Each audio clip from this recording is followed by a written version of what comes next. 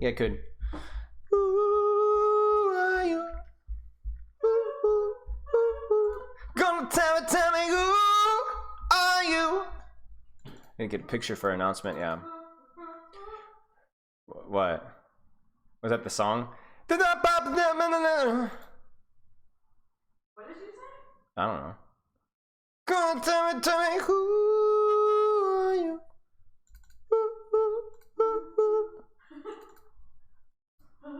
It's something about daddy, who are you? Oh. Don't go anymore.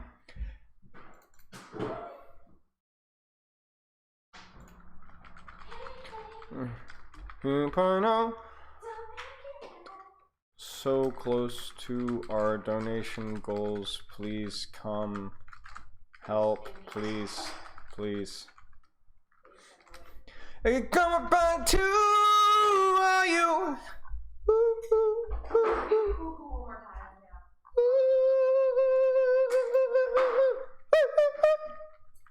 GFGC 2023. I think that's the not 2020. Who are you? Stop! Stop! Stop!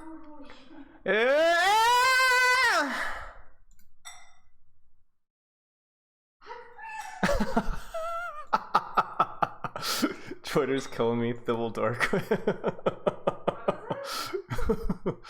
It's just so funny. Yeah. Hit Diamond Tank, but I still suck. Welcome to Club Tickles 25. Sometimes I wonder what goes through people's brains when they create their Twitch name. What about mine? Well, you don't even have anything in your brain, so there's nothing going through it. So funny. Who are you? Please. You say who when we're dying. I'm gonna tell you who. I need my phone. Can we get it for you? How does the song go? That song I'm singing. I don't know, that's what it sounds like. Can't remember the All I know is... I gotta actually go through the songs that people are suggesting for my karaoke thing. Oh dear. Yeah, some of them are a little sussy baka. Guys. Hello, everybody. I like Spidey. Stop making Shut up, woman. bad things for nice charitable causes. For nice charitable causes. You know, Varashi actually had a really good idea. I don't know if this would actually work out, but he's like, maybe you could reach out to Gamers Outreach and see if you could like coach somebody live, like at a hospital, like some kid maybe. Oh, That would be cool if you could do that. Will I be reviewing co-stream? Pro-am? Probably not, no. I'm considering doing some companion stream. I might like review the stuff afterwards, but I don't know if I'm gonna be doing I don't know if I'm gonna be like reviewing it or doing. I'm not planning on doing a co-stream, but I might review it afterwards. I thought no stream today. No, that's this weekend. Hey! Were you a fitness trainer before coaching Overwatch? Not really. I've been big into fitness for a long time and like speed and strength and training and sports and stuff like that. I did coach a kickboxing class for several years, and we talked a lot about I studied a lot and like lifting and stuff like that. But then I was interested in getting certification for personal trainer, but honestly, dude, it wasn't just me. A personal training certification feel like I was going through like the dark ages of exercise. It's like, bro, what is this information? Like, this is totally wrong. Like, it's so dated. And I was just like, it was like a lot of, so I was considering going into personal training, but honestly, it was like the hoops I was going to have to jump through. And it was like, this stuff sucks. Like, I'm not going to learn anything from this. I literally know more than you. Shut up. Got kind of an idea. But yes, I was a fitness trainer, was not a fitness trainer before coaching Overwatch. Just don't read the fine text, okay? I'm going to Continuous Trail soon. Nice. I have a big problem with coffee. Do you recommend me drinking coffee to be on my top, or should I try to play without coffee in my system? I mean, you're not. I wouldn't try and do anything immediately to try and. Your English is fine. I wouldn't try and immediately switch up anything in my schedule right now. But long term, weaning yourself off of like a caffeine reliance would be helpful. But just keep in mind that while you're weaning yourself off, you're going to be playing a little bit lower energy. So I wouldn't worry about it right now. But at some point in time, when you get downtime in your training, you're just scrimmaging, that would be a good time. Yeah, the current one is a joke. Yeah, personal. I mean, I was like, yeah, like they're talking. I'm like expecting them to have like pictures from like the 1910s where they're throwing around like big bowling balls, and it's like the push-up is the best thing to get big muscle. You know, I was like, I don't know. I was trying to think of like some. I don't know. I honestly don't know where I was going with that one. All right. What's wrong with coffee? Coffee is fine. It's just not something. If you have a caffeine addiction, you know, and oftentimes, you know, we have a little bit of a slippery slope there. You know, whoop, I slipped in a caffeine addiction. I hate when that happens.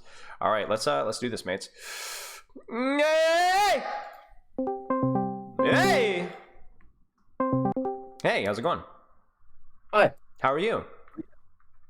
Doing pretty good. How are you? Doing all right. Apologize for the delay. Had a couple sessions ran over, and you know how it goes. So, do you have a replay code for me? Yeah.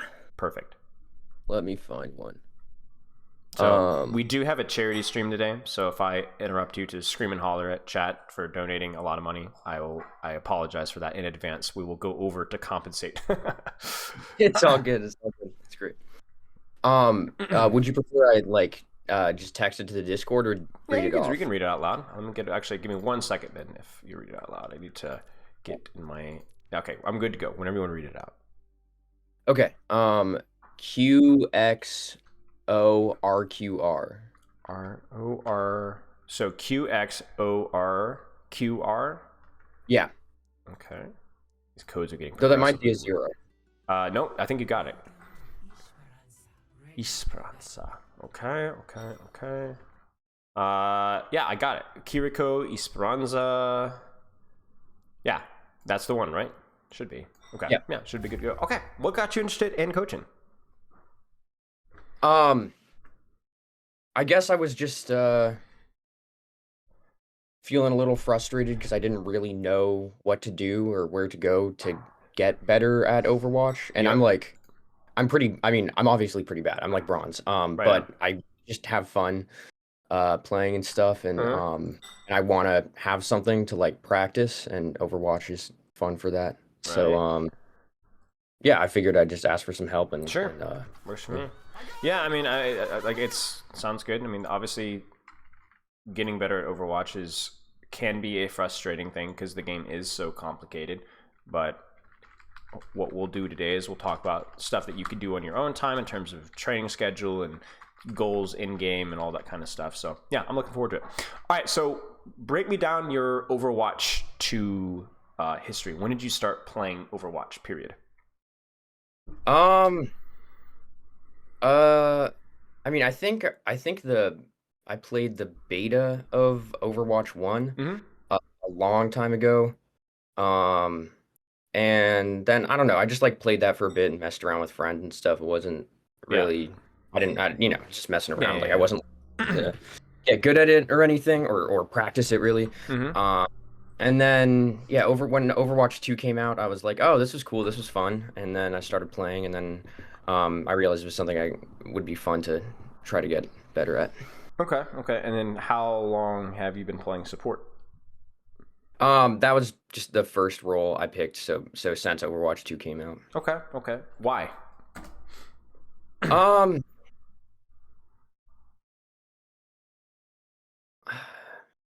think it was like queue times. They were a lot lower for support. Okay. Makes sense. And then now that you've actually played enough of support, I assume at this point, to kind of get a good grasp of the heroes and the things in there, are you enjoying the heroes that you're playing? Are you enjoying the role that you've selected? Yeah. Yeah, I think it's a lot of fun. I like Kiriko a lot. I mean, she's like my aim mechanics are pretty poor. So So she's not like necessarily, I think, like the best hero if I was just trying to rank up or something. Yeah. Uh, but she's fun. So yeah. And yeah, I guess because of like my aim is pretty bad. I didn't want to like do damage or anything. And then tank felt like a lot of pressure, but I don't know. I mean, I'm not sure if those judgments are true. It's kind Sure. of just something I have questioned, I guess. Sure, sure. Okay, okay. I mean, it's kind of funny because, like, you probably don't have a lot of self-respect in terms of your ability to play right now, and you are bad at the game. Yeah. But I think a lot of times you probably have a pretty good read of some things that you kind of need to be looking for and things you need to be improving at. So don't discount your gut instincts. I mean, you're an intelligent person. Your intelligence has nothing to do with your ability at the game. So don't worry about that as much. So I guess you have come to me, but I imagine I wasn't your first choice. Not necessarily in terms of coaching, but in terms of just improving the game as a whole. So during your process over the past, let's say 5-6 months of playing the game, what things have you tried? What videos have you watched? What little internal goals have you tried to set for yourself to improve, and have those been successful? I watched, yeah, mainly like YouTube is what I tried. Mhm. I felt like so overloaded by the amount of information that I didn't Mhm. really know what to focus on, which is Mhm. why it sent me in the direction of coaching because I could get like personal Mhm. recommendation. Yeah. And let's see, what did I do? I don't know. I watched like a bunch of I can't name any specific That's okay. videos. You don't need to. Just get the general vibe of what you've tried. So you've watched some videos for some advice, but we're kind of swamped. Yeah. Have you had any goals or in-game adjustments that you've made in your play in an attempt to improve? Yeah, I've been trying to like warm up playing this IO Stux Ah. Ankle. Hurix, thank you so much for the Because I $10, saw a mate. video on that That's and really it looked generous of you. fun. That being And said, you're still the worst caster literally of all time. so yeah, I was trying that. How's that been working for you? Have you been enjoying that one? That one's tough. Yeah, it is tough. But yeah, it's fun. I like the warm up process. It's sort of like meditative and Sure. gets me Sure. And how long have you more been doing that for a warm-up, and how long do you usually do that?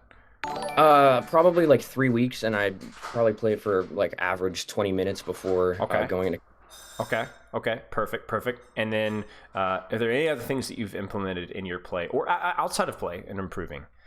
Aston, thank you so much for the $10, mate. I really appreciate it. Chat, we're getting there. We're almost there. I guess guys. trying Almost to 2,500. be more mindful of the game because I think that's my main issue is that I have a lot of trouble focusing and it feels like there's like so much going on and I I see get that in your forum. Yeah. yeah I get pretty. Wait, should I be watching the stream? No, you're Wow. good. You're good. Okay. You're good. You can just listen. I'll stream it through Yeah. Discord once we actually get to gameplay. Okay. Cool. So. Oh, I totally lost my train of thought. We talk about you having a hard time focusing in game, and that's something that you've been trying to improve on. Yeah, focusing in game, and well, okay. I think my main problem is like I get overwhelmed in game, and then it's the same thing with like the YouTube videos and stuff, where it just seems like there's so many different things to focus on, and Yeah. I don't know what would be best, and Yeah. then I just sort of like my brain shuts down because there's Yeah. just like too Yeah. going on. Yeah. Yeah. And yeah. Okay, makes sense. Makes sense. I mean, that's a very normal human response. I wouldn't even necessarily think that that's something that's a problem with you. You might have more issues with it compared to the average person, but I can speak from personal experience when I first started playing the game, and even like later in my life when I was coaching the game professionally, there were times where I felt very overwhelmed with trying things like circumstances, and I felt like I was just doing a worse job because I was trying to just juggle so many different things at once, and I just really struggled, and it really demotivated me as well. So that's very normal. Now, I want to ask you, how many hours do you have in the game total? If you were to pull up, can you pull up your profile right now? Yeah. Okay. Okay. So pull up like all modes, quick play, arcade, competitive. I want to know how many hours total. If you don't know how to do that, let me know and I'll show you. Total 264 hours. Total? Okay. Yeah. Okay. All right. And then how does that break down from unranked, arcade, competitive, and so on? Competitive, I have 115. Unranked, I have 107. Arcade 30, Okay. and Okay. Makes sense. Very reasonable breakdown. So you're still a baby when it comes to the game. yeah. Now, what we can do though is I think it's very reasonable for you to start progressing up from that at this point in time. But don't be super demotivated as it is because you're still relatively new to the game. That being said, what we'll talk about today is how to make your time in the game moving forward more productive. So you have a hard time focusing in game. Is it just all the stuff that's happening on your screen at the same time? Is this something that you struggle with outside of the game as well? And if so, with what? Yeah, it is something I struggle with in general. I mean, I was diagnosed with ADHD like relatively recently in my life, like about a year Okay. ago. Okay. I'm 19, and I think most people get diagnosed when they're like in their like like preteens or so. Sure. And so that's been illuminating and figuring out like, wow, I guess I have like a harder time paying attention to things than other people do, and hard to my focus is hard to focus on something. Sure. Sure. Uh, Sure.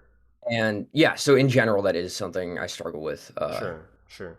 Does that usually mean that you move from point A to point B to point C to point D, point E, or do you fixate on one thing and have a hard time like shifting your focus on the things that you need to be focusing on, or is it a little bit of both? It's both. It depends on what it is. So, like if something isn't holding my focus, I tend to like switch around a lot, or I notice if I get anxious if I'm not focusing on the right thing. This is beyond just Overwatch. Sure. Then I'll sort of like flit around, but then sometimes I'll get hyper focused, I guess it's called. Okay. Okay. One sec. Oh, let me hang up. Yeah, sometimes I get hyper focused on something and then I have a hard time like stopping it. Yeah. Yeah. But even then, like if it's the task that I'm hyper focused on, I like say if I'm I don't know, I do a lot of like music stuff. So say if I'm like working on like a song or something like that. Oh, what kind of music stuff do you do? All sorts of stuff. Like that's most of what I do in my life. That's awesome. So That's awesome. I like yeah, Mixing, thank you. producing, playing, singing. Yeah, all of that. I Nice. play That's guitar, crazy. DJ, and then I'm trying to learn producing and stuff. And If you're able to, you should link your stuff in my DMs. I'll have to share it with Chad. If you don't mind me, I'd be very interested to check it out. yeah, sure, I'd love to. Yeah, I don't have a ton of stuff out right now. That's all I right. have SoundCloud I can send. Yeah. Yeah, just send it over. But yeah, continue. Sorry. Um, what was I saying? So you're talking about just like how you point A, point B, point C, bouncing around a lot, having a hard Oh time yeah. focusing. Yeah, It okay. translates in your music as well. Yeah. So music tends to like what I hyper focused on tends to be musically related just because that's what I'm really interested in. Yeah. And even so say if I'm like working on a song or something, so that will hold my focus a lot. If this is tangential, let me know. No, you're good. But I'll I will like say I'll focus one time, like I'll try like writing a melody or something, and then like I won't finish that, and then I'll switch to something else like writing a chord progression or adjusting or like sound design and stuff, Yeah. and not like finishing one specific part of it. So Sure. even when I'm focused, there is that point A, point B, like switching around a lot. Okay. See, that's what's funny about that is we can operate that under the assumption that that's a negative thing, and it definitely has negative repercussions. But to me, if we're able to use it properly, it can be as much of a tool as it can be a hindrance. You see, I have a lot of people I know that I've coached with that have a hard time focusing on anything, not just because they're ADHD, but because they just don't. It's just they're just not that intense at any point in time of the day. And it sounds like for you, intensity is not a problem. That you're able to maybe have a hard time channel that intensity where you always want it to go, but that oftentimes you have a lot of bursts of intensity in different directions, or even in just one solo focused direction for quite a period of time. Is that accurate, or am I guessing here? Yeah, that's completely accurate. Yeah. That's a good thing to have. It has its drawbacks, as I'm sure you're very well aware of, but there's a lot of good things about that. Like you think about it even just in the Overwatch standpoint, right? Like if you're able to put a lot of attention on one thing and move on to the next and move on to the next, move on to the next, you keep things fresh, you keep things interesting, and the intensity with which you give something a focus can actually is really what you need to learn or what you need to improve. Whereas if you don't give it that intensity, then you're going to plateau easily. Now, what we need to do though is we need to kind of channel that in a productive manner and use it productively. For example, if you're doing something with music and you move on from point A to point B and do different things like that, then what we could do is we could say, all right, let's give you some goals with Kiriko. I want you to work at this, right? And then if you lose attention and intensity on that goal, okay, what are you moving your attention to next, right? And if you can answer that question, then maybe we can give you some more productive direction with that intensity. You see what I'm saying? So yeah, that's exactly what. But giving you some tools. But we need to direct that. We need to know what we're focusing on. Because the thing with Overwatch is there are so many factors going on your screen at all points in time. That's very easy to get overwhelmed. But that's okay. What we want to do is we want to get to a point to where those factors are things that we're familiar with, and we know what we can tune out without even trying to tune it out. In other words, if you were playing Kiriko and you're tunneling on hitting your shots, if we get to the point to where we can hit your shots without thinking as much, that can allow you to tune your attention and intensity to something else entirely, and yet still be hitting your shots. Does that kind of make sense? Yeah. Now, how that's going to translate with you, I don't know. I don't know you well enough. You know yourself well enough, so you correct me where I go wrong. But I think the big thing for you is going to give you some guidance, some guidelines, and I want you to go try and see what works best for you. Make sense? Yeah. Okay. So then you've been playing for a little while. If you have anything like a training schedule right now, what is it? Like, how much do you generally play per day? Per day, it depends because my schedule's really weird. Like, sure. Like I just went to Boston for a couple of days and stuff, and then Nice. Sometimes I'll have other projects going on. Of course. So it's how much do you play per week? How about that? Irregular per week. Or per month or per year. What would you like to be playing in terms of training schedule? I probably could play like I don't know, maybe like 10 hours a week might be the average. Perfect. We can work with that. You said in your goals long term get into silver. We can do that. Very much so with 10 hours per week. Okay.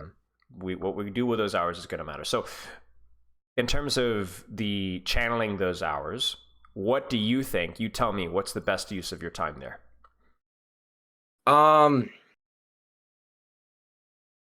Warming up and competitive. You got it. Okay. So you know what you're talking about. Absolutely. How long should your warm up be? I mean, I suppose it depends on how long I'm playing per day, total. So I would imagine it would be more of like a ratio from warm up to competitive. Is that accurate? It's not 100% accurate, but it's close enough. Sure. So on average, like what would your warm up look like on the average day? What feels right? What feels right? Like 20-minute warm up. Sure. Works 2 hours. Yeah, works for me. Totally. That's it right there. So your training schedule, at least your guess at it, looks totally fine. I would recommend mixing in other things to train besides the IOStux one as well. So what I might do is I might spend 5 minutes in the IOStux custom game. And then from there, I would transition into playing a game or two of arcade deathmatch. And that will get you comfortable with moving, shooting, 1v1ing, dueling, which is very important as a support. Make sense? Yeah, and arcade death is just the waiting in the queue death match. Is that no, not even that. No. Here, let me show you here. Let me show you really quick here. So I'm gonna leave your replay briefly here. So you go play unranked deathmatch right here. Yeah. There you go. And while you wait, you could do deathmatch if you want for deathmatch within deathmatch. But yeah, you just jump into queue. You do a couple games of these. There'll be 8 people in the deathmatch. You beat the crap out of them, or you get the crap beaten out of you, and then you do that once, you do that twice, and you go from there. And then as you get better, you will be able to do this. Go to custom games. So you're going to search for. Let's see if they have one. Try hard. Surely. There we go. Is there a try hard? There's not a try hard. So sometimes you'll be able to find like aim arenas and things like that inside this here. But the big one for you is going to be that unranked deathmatch. Do 1 or 2 of those after doing your IOStux, and then you're good to go for ranked. Sound good? Okay. So just to make sure I got this right, it's IOStux for like 5 minutes, and then a couple games of the unranked deathmatch. Even just one would be fine. Okay.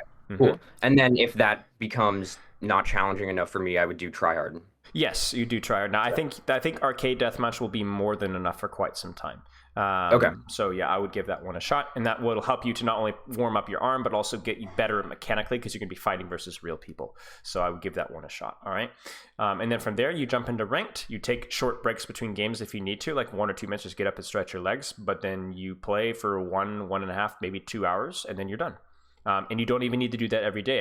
If you're like, I'm a little tired, I don't have a lot of time today, maybe you only play like 2 ranked games. That's fine too. Maybe you play only 5 days a week. That's okay. We're aiming for silver here, so there's a lot of flexibility with what you do with your play schedule, but that's the general guidelines. Make sense? Yeah. Okay, sounds good. Do you have any questions so far? No, it all makes sense. Okay. Are you on PC or console right now? I'm on PC. Okay, so PC. So what is your DPI and your in-game sensitivity? Do you know what those are? Yeah. I think my DPI is 800 and game sensitivity is, let me check that. 5%. Okay, so 5 and then 800, right? Okay, and then the size of your mouse pad, I assume, is like dinner plate or bigger? Yeah. Okay, so your sensitivity is fine. How long have you been at that sensitivity? Couple months. Okay. What are the average frames per second on your monitor? I think 80. Okay, 80. All right, that's good enough. It's not great, but it's good enough.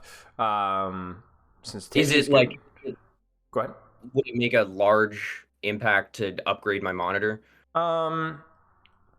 Yes and no. When I went from around 70 to 144, which is what I've had for years, I did notice the difference, but it was not a massive difference. If you have the pocket change and you want to roll with it and you got the computer that can support it, yeah, we can roll with it.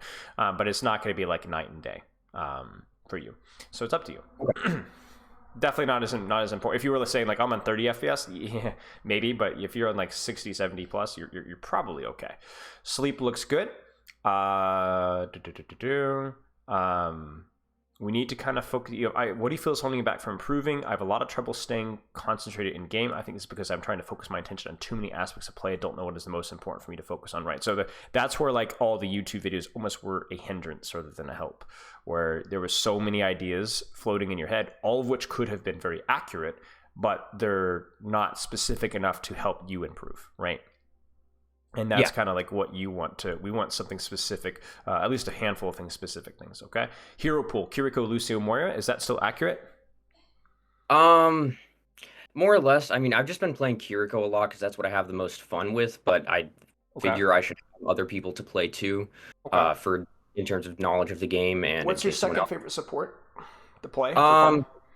Lucio. Okay, so then Kiriko, Lucio is your hero pool. If you want to play Moira, you can play Moira, but you should never, ever be bullied into playing Moira.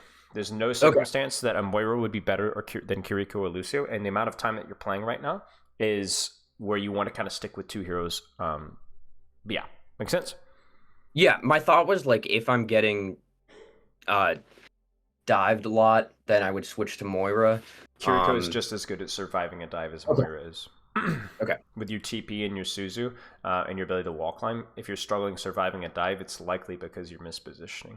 Now, I will say at your rank, people are probably grouped up more so that there's fewer people to TP to escape, which might be a problem. But I think I would still continue to focus on the hero that you're playing for fun. Okay.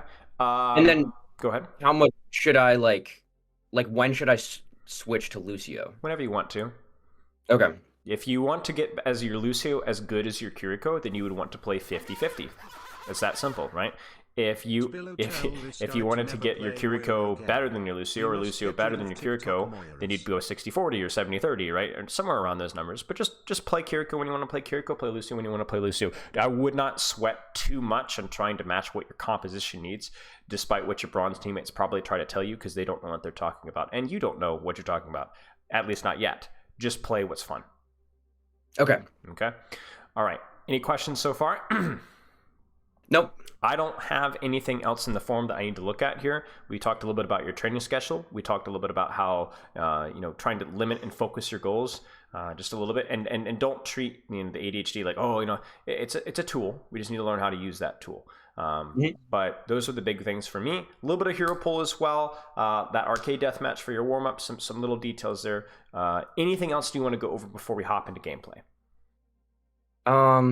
Nothing comes to mind. Okay, sounds good. Let's get started here. So I'm gonna actually stream again.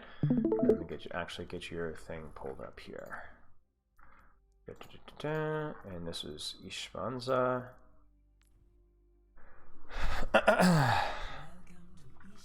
Okay, so let's this is the wrong one. This is the wrong Esperanza. This is the one here. This is Okay. This is an old code. Why did you pick this code? I haven't played in like a week or so. Ah, you've been on time. Okay, fair enough. Just making sure. I wasn't sure if there's a specific reason. Okay, so when you're playing, what have been things that you have been focusing on recently with Kiriko, or been trying to focus on? Trying to focus on the positioning of my teammates. I found has been good for game awareness and stuff, especially with like the TP and being a support and everything, and how important that is. Right, right. Okay, and what do you mean by that exactly? Like just trying like every few seconds to just be aware of where my teammates are. Are they in a position where I heal them? And if not, would it be beneficial to go to a position where I could heal them? And know where they are in case I need to emergency teleport out if I get dove or anything. That's a great skill to learn. That's a great skill to learn, and that will be relevant as long as you play the game, even if you were to climb all the way to Grandmaster. Yes, 100%. Okay. Anything else? Trying to focus on Suzu usage. And what do you mean Suzu usage? How do you use it? What have you been focusing on with it? What have I been focusing on? Like trying to use it only when someone would die if I didn't use it. How can you tell when somebody's going to die? Not that well. I don't know. Like when they're on critical health and they're in an enemy who that's fine. Yeah. And say like a Orisa ultimate or Tire or something. Yeah, absolutely. Okay. Anything else? Those are two big ones right there. Anything else? No,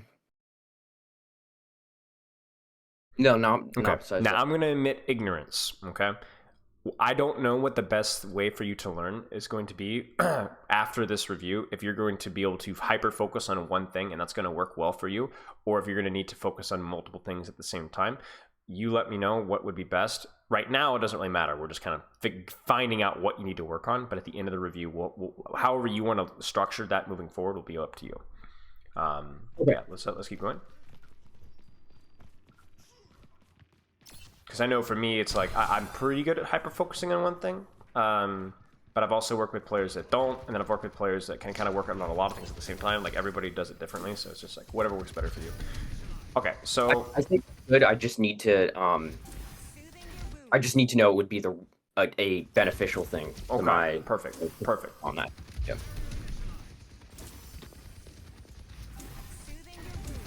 Okay.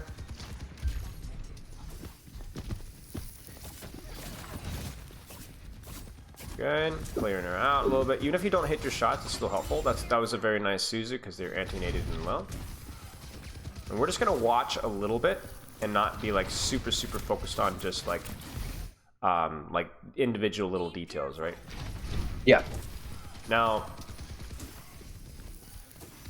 good attempt to heal here. These shots are really nice.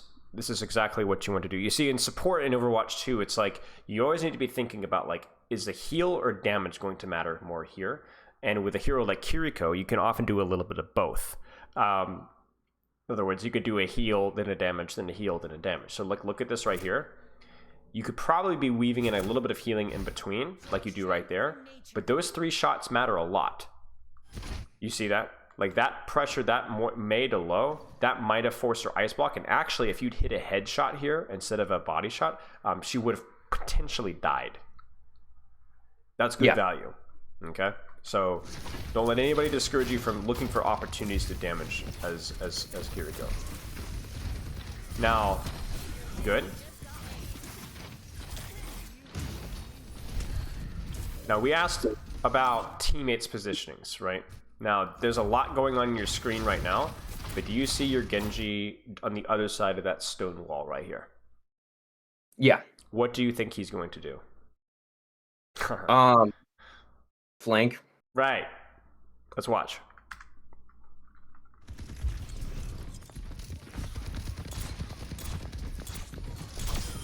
Right? Huge. Now let me ask you a question. Could you have assisted with this? I could have. Absolutely. Right? Why? How? I could have, if I saw him going in for a flank, or if miraculously there was some sort of communication around that in the voice chat. Sure. The big thing is the seeing, right? The vision. The very first point that you brought up that you were working on is seeing that, somebody going in aggressively. Is this a position that you would die in as a Kiriko? No. No, correct. You still have your Suzu, you still have cover, and then what you'd be able to do from here is you would be able to do what? I could heal the Genji and weave damage to help the Genji maybe. Absolutely. And the funny thing is you look at this and you're like, well, I could also heal my team, but ultimately, how much value did you get from sitting with your Sigma and Moira and so on here? Not much. Not much, right? Not a whole lot. And in fact, even with your tanker, you actually almost end up dying. So just something to consider. Very low, 32 HP. Suzu to clear the anti-nade, but unfortunately you were only 30 HP at that point in time, so a little bit too aggressive for you. Let's go next fight. We might have time even to go through 2 replay codes, depending on how fast we go. So we'll go from there. So we're looking at your awareness of who's taking aggression and helping them. We'll look at your use of like your management and your awareness of your HP as well. But let's keep going. So let me ask you a question. What's the problem with this engage right now?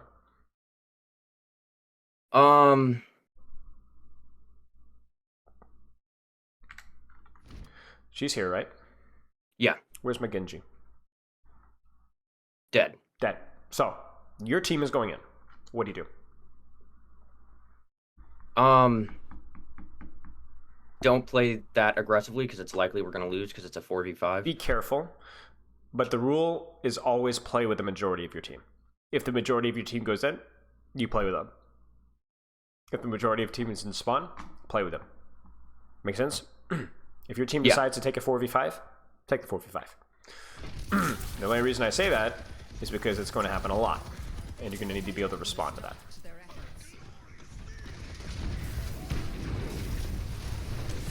A little slow with the Suzu, that's alright. We need to get out if we can. Good little bit of weaving and damage there. You could definitely TP to that Reinhardt if you can. Yeah, nice shot. Oop, nice. Almost. Good shots. You know, your mechanics really, truly aren't that bad. That's good to hear.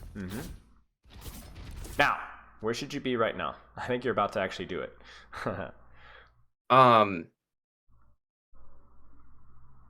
Position for my ultimate. One other little thing to notice here too. You see this guy? You could be helping him out, right? Could be helping him out. Yeah. Because it's a lot like last time where he takes an aggressive position, and as long as you can be with him without dying, and I think this position is pretty safe, you could go with him. In general, like as a rule of thumb. Yes. Because your hero has mobility that other supports don't have. So if you can use that mobility to help people that are split, then you will be able to succeed more often with a Kiriko. Now the question is when you TP to them, is where you're TPing safe? Is where this Genji is that safe for you right now?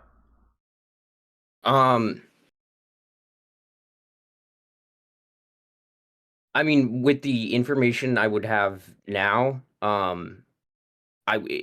most probably, yeah. Most probably, yes. Yeah, it's the same thing as first fight. You can see what you can see, and you can predict that, oh, this is safe. And if you TP there, and you're like, oh crap, there's a soldier here.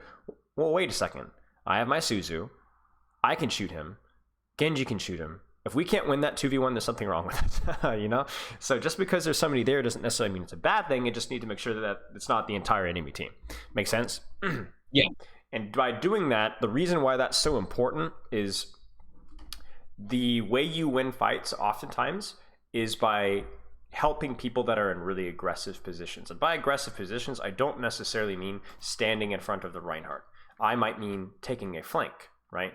As you guys saw earlier, the only reason that this fight was almost won was because what your Genji did on the flank, right? He actually got to kill in a squishy. Imagine if you had been here to help him. How much easier that would have been, right? Maybe you guys could have gotten 2 kills, right?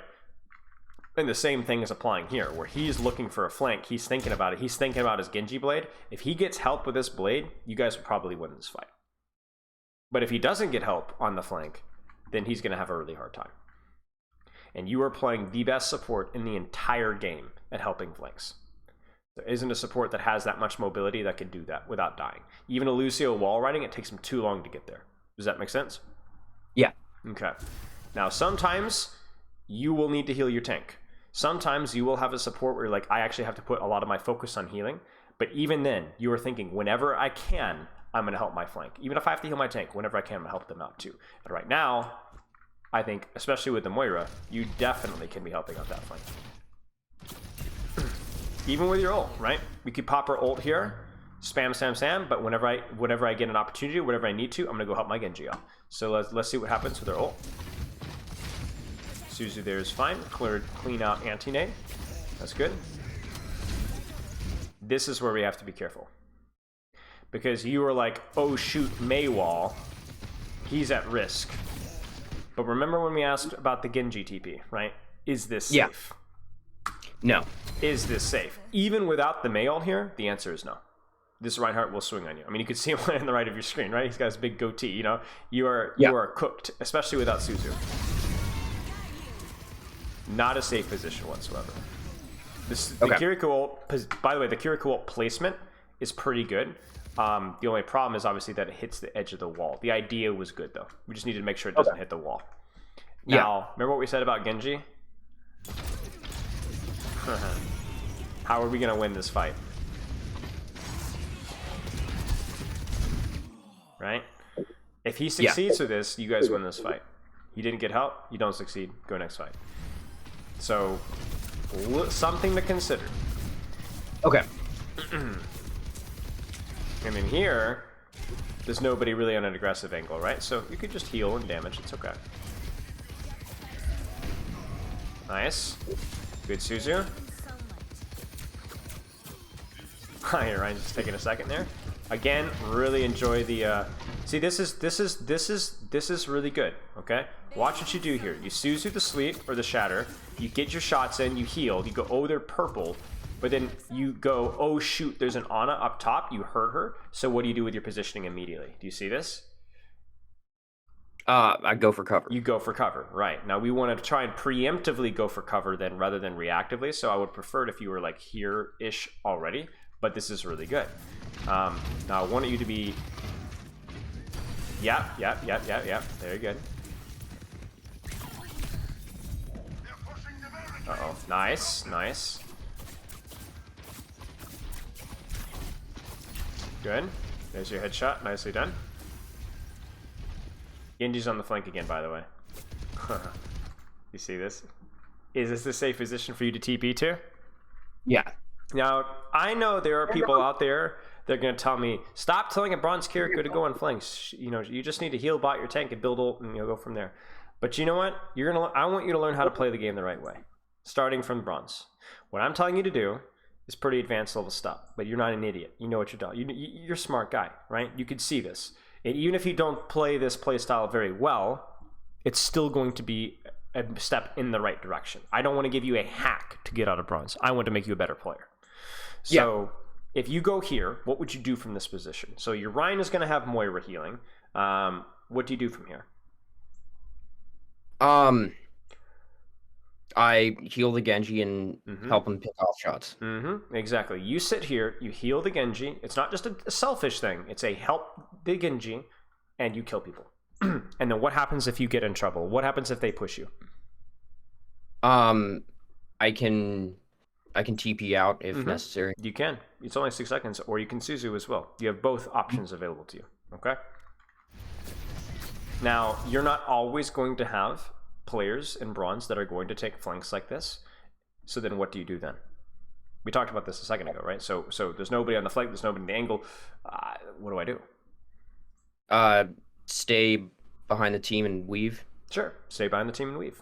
Get max value out of your cover usage, get max value out of your ultimates.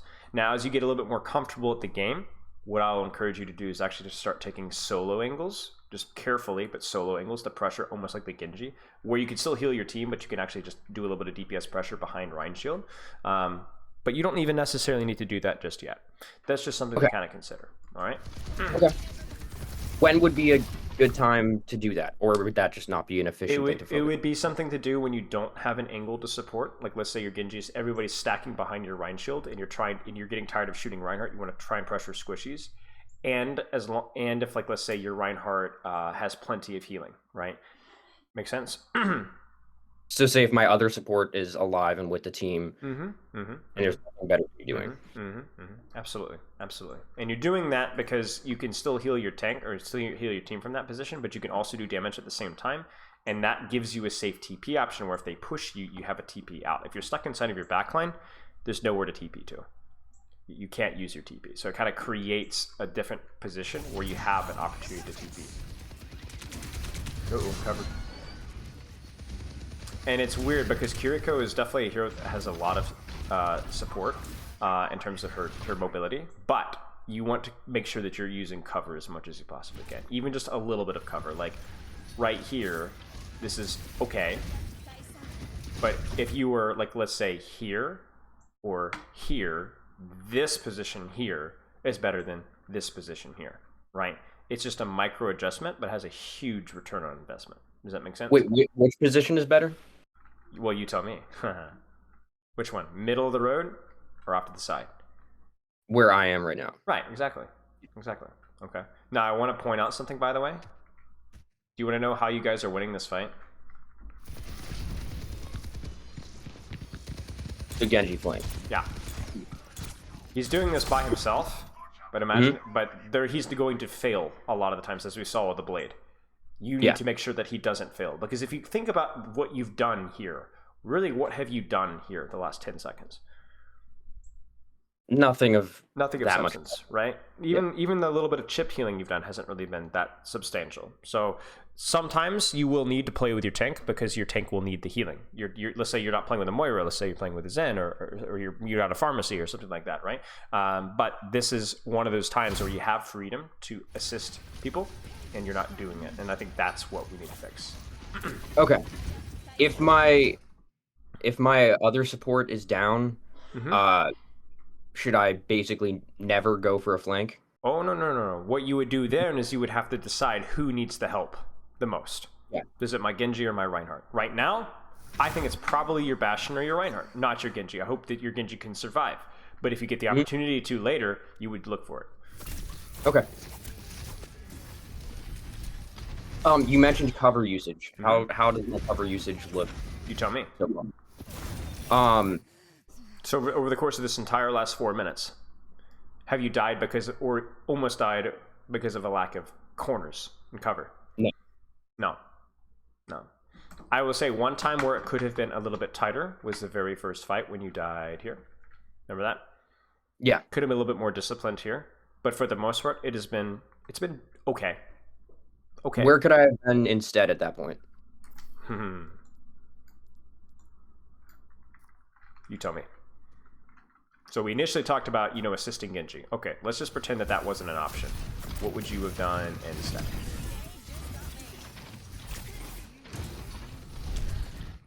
Why did you eat that fire strike? Probably because I wasn't paying attention.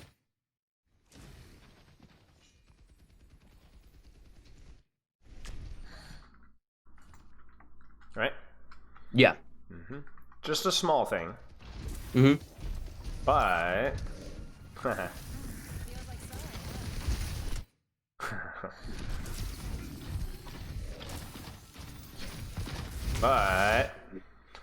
you see it? Just a tiny bit, just a tiny bit. What do you think about your positioning?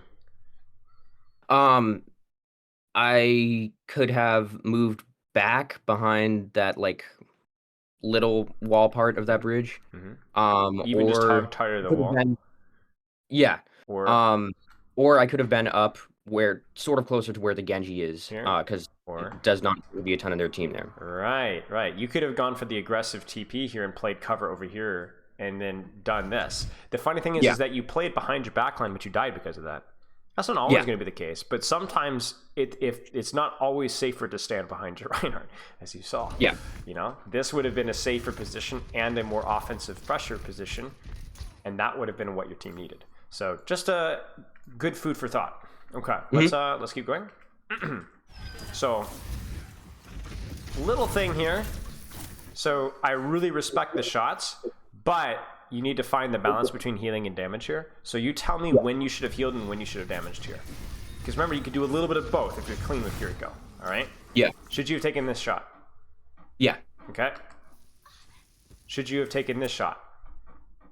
No. Why? What should you have done instead? Healed my Reinhardt or healed my Bastion. Okay, why? What's the difference between the first shot and the second shot? What's changed? My Rein is at crit, I think. Well, you can't see that on your screen because you're dealing with a Mei in the flank. Yeah. So it's unreasonable for you to know that your Rein is critical. Yeah. I mean, then I guess at this point I should have taken the shot, because if I get a headshot on that Mei, how much health is she at? I can't see the screen's a little. 63. Yeah, it's Discord screen. Yeah. Yep, 63. Yeah. If I had gotten a headshot on her, that would have just that would be a situation where the damage could have healed more than heal. Yeah. Okay, what about this one?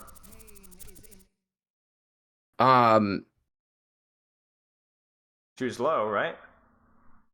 She's low, but she's doing the Well, she did it as you took the shot. You couldn't have known that at the time. She literally ice blocked as you shot. Yeah. So what do you think? Okay. Hold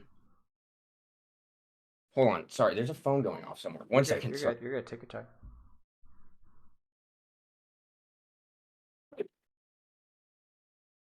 time.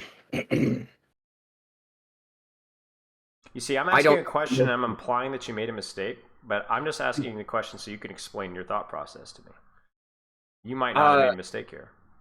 Yeah, I don't remember exactly what I was thinking in that moment. Sure, of course. And I honestly do not know if it would have been better to take that shot or heal the Bastion or Rein. I think when you can do both is better. But given how far away the Bastion and Mei were on your screen, I think it was okay to do what you did. Just as long as soon as she enters Ice Block, you immediately heal, which you do. Right? The reason why I ask these questions when I don't think necessarily you've done anything wrong is because I want you to think the process through. We need to build that skill where you understand when you damage and when you heal. And you just defended your point very well, and I 100% agree with you. So this was good. Good. You just can't forget she's there, right? Because that's what she's going to do. A little bit of cover usage there. That was good, though. Uh-oh, he goes for the Shatter. Unfortunately, gets blocked by your Moira. Somebody ate the Susu. Good use of healing here. Uh-oh, do we wall climb? And you can also use your wall climb here too to like use your mobility to wall climb up to cover as well. Okay. You don't want to be here though. Yeah, I was gonna say.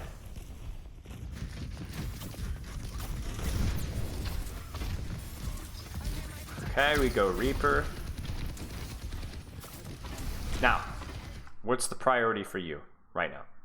Within the next 5 seconds. Using my ult. Mm-hmm. Yeah. Use it. Right now. Don't wait. Just use it. It's a good ultimate. It doesn't counter anything necessarily though, right? It's not like you're using Transcendence to counter a Genji blade. Use it. Use it right now. Start using it to heal more, to damage more, to allow your Reinhardt to swing more, and so on. Does that make sense? Mm-hmm. Don't wait. Don't wait. If you're waiting right now, you don't need to wait. I don't care if your Bastion has popped ultimate, use it. As long as your team isn't popping like 3 ultimates at the same time, just use it. Now you're using Coalescence now, so maybe now we wait. But then even now, be very careful about what you just did, right? Nice. I love the target priority, and I'm telling you, your mechanics really are not bad. So you do this maybe? Ha ha ha ha ha. Let's keep watching. So what's the problem with your positioning right now? I have no way of. I'm like nowhere close enough to cover. There's no cover, and you're standing directly in front of the enemy team. Yeah. Right. The irony here is that the best, safest position, well, the better, safer position for you would literally be over here. Right. As corny as this would be, I'm not saying this is where you should be, but this would be safer than where you are. So where would you be here instead, without going into absurd territory? Where would you go? I could go right behind that bus stop looking thing. Sure. It's a little close, but yeah, it could work. It'd be better than where you are, right? Where else? I could be behind the robot. But that's not optimal because the robot moves. Yeah. Right. So where would you go instead? I could use the left wall. Could use this here. You could go up top here. You could go up top here. You could wall climb, right? You could go up wall climb up top here, break the glass, and shoot from here, right? Find a wall, find cover. You die here because, pin, but I think your positioning set yourself up for failure. And especially in a game where you don't have a ton of repetitions to play, you're going to have to react to stuff very fast, and you did not give yourself time to react there, right? Yeah. So it's not fair for you to be able to react to that, okay? There we go. Definitely pop the ultimate here. Surely. Here we go. Unfortunate. Yeah, I think I hold on to my ultimate way too much. Okay.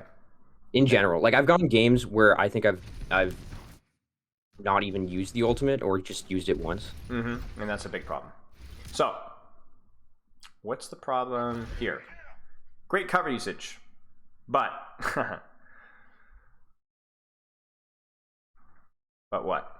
The rest of my team is elsewhere. You can't. You just can't see anything. Right? Yeah. Like you might as well just sit and spawn right here. So like remember, cover doesn't stop you from being one shot. It stops you from being two shot, right? Or it allows you to avoid one shots that you can see coming ahead of time, right? So for example, that Reinhardt pin, you would have seen that coming if you'd been here. Right here, you could still get shot by Ana. You could still get shot by Soldier or May, but at least if you get shot, you would have time to duck behind a wall and regenerate, right? What would you do from this position if you're playing properly? Be more towards the edge of cover, so I have more visibility. So you would do what from that position? So I could heal and damage. You could heal and damage. It's that simple. So the problem here is that you're not doing anything. And so your Bastion starts to take damage, and now your Bastion's running away, and then now you're stuck healing instead of doing a little bit of both. You should be able to damage right now if you wanted to. You should be able to, if you feel like you could safely TP to your Reaper, you should be able to safely TP to your Reaper if you wanted to. I'm not saying that's good, but right now we're having to catch up because we just weren't doing anything. Now, once again, the majority of your team is fighting. So what should you be doing? Fighting with them. Fighting with the majority of your team. And I'm going to be honest with you, that includes using your ultimate. I know that's going to be a spicy take, but it's bronze. People are going to mess up, and and even through silver and gold and platinum, even in higher ranks, right? Fight with the majority of your team. Is that TP safe for you to the Reinhardt? No. Okay. Let me ask you a question. Yeah, that would have been safe actually. Are you sure? This is a tricky one. I'm going to be honest with you. The answer here is not black and white whatsoever. Okay. Well, okay. Say if I had noticed that they had their ultimate. Well, they just used it right now, right? You've heard it. Bam. Okay. At this point, yeah. At this point, I've heard it. It could be safe. Okay, it could be. You also have your Suzu, right? So that's helpful. So if I teleported in and I Suzu'd, and I guess it would be a gamble. It would be a gamble, right? What do you think? Is it a good gamble? I'm thinking like 55% good gamble. What do you think? Yeah, That sounds. I mean, I think don't. so I don't. too. I think That so judgment. too. But you know what? You know what? How are you going to learn about deciding on these type of plays? By just taking the chance and see what happens. By making educated risks and thinking about why they did or did not work, right? Yeah. So if you were to TP here, let's find out what would have happened. Okay, 1 kill. Ryan definitely dies. You might have gotten shattered there. Oh, you did get shattered because you did TP. But do we survive? We do. But Mercy dies. So there you go. Interesting. Something to learn. You need to be decisive with it though, because obviously if you TP late, the Rhine might have already died. And the fight would have been lost. That being said, reasonable, right? Excellent shot, excellent healing, excellent damage. I really like your Kiriko play. I'm not gonna lie with you. I think you right now, outside of like you're paying attention to helping flanks when you can, your use of damage and your healing and even what you're trying to do with your Suzu is excellent. You need to keep up the good work with that. You're playing. You play the hero the way she's meant to be played. You're not very good at it, but you are absolutely playing the hero correctly. You just need to practice more. Thank you. Okay, let's keep watching. To be honest with you, if you blindfolded me, I mean, I normally don't like saying this because I don't want to set yourself up for failure here, but I would not have guessed bronze Kiriko play. I think chat would agree with me as well. That being said, I understand last fight was a little bit sketchy, but as quickly as we can, what do we need to be doing this fight? Ulting. We gotta use it. It's a powerful ultimate. It doesn't necessarily need to be saved for any reason. There's a majority of our team there. The fight started. Use the ultimate. We are now going 3-4 minutes without using the ultimate now. Use it. The last ult we used, we threw it into a wall. Right? Okay. Yeah. Now, do we need to ult now? We've just killed 2 people. Yeah. So, are you sure? Let's go back a little bit. I'll give you full scouting information on the kill feed here. 1 kill. 2 kill. Maybe not necessary, right? Maybe not necessary. Okay, now let me ask you a question. What happens if they fight this and let's say your Bastion dies and they run the point? Then what? Then I could ult. Then you ult. Right. Anytime a fight starts and you're like, use it. Right. Chat saying high silver or low gold. They would have guessed. Oh. You're doing a good job. You just need to be patient and keep up the good work. Now, can you assist your Reaper here safely?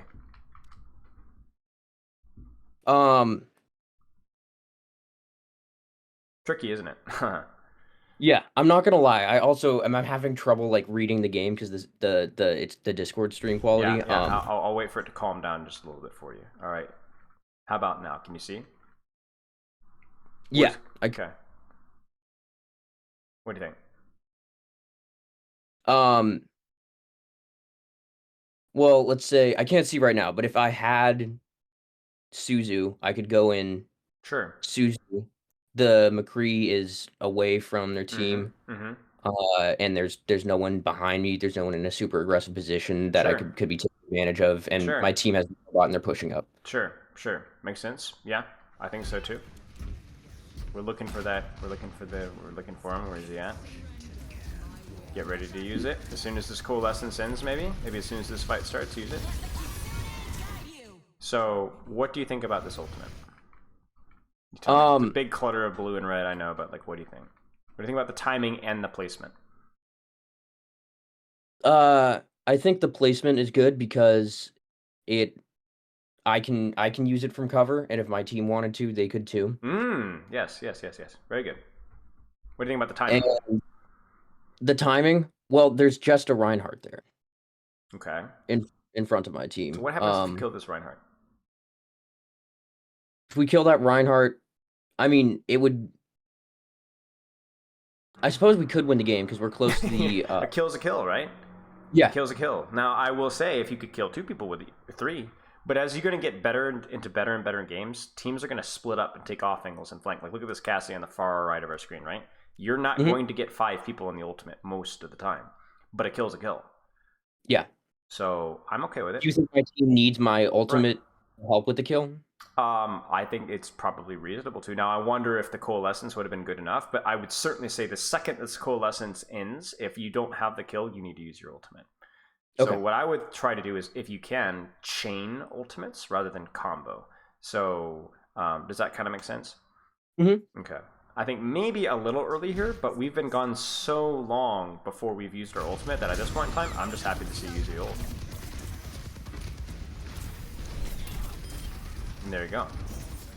And they used the Valk too. Now we need to get that Suzu off.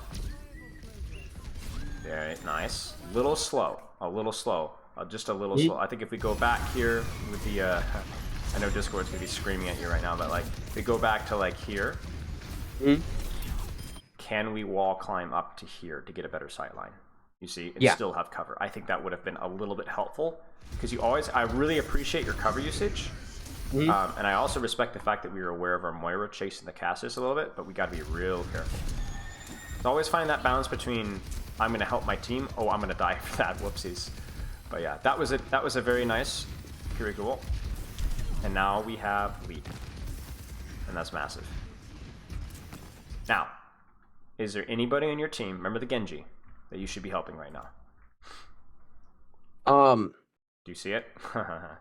There's someone off to the right. I can't quite tell who. He's on the move, right? Now, you guys winning or losing this map might come down to this right here. If this is a success or if this is a failure. Okay? And you are here to ensure that he's helping. To ensure that he succeeds. Let's find out what happens from his point of view. Kill. Nope, he can't peek. He has to back up. You see that? Why is he getting no help? Where are you? Probably off doing something that gives less. And the irony is here is that your Reinhardt dies anyway, even though he's got 2 healers on him. I want to find out why. So we're probably too far away here. We should be playing on cover, but in a position where we can heal and damage. So that's problem number 1.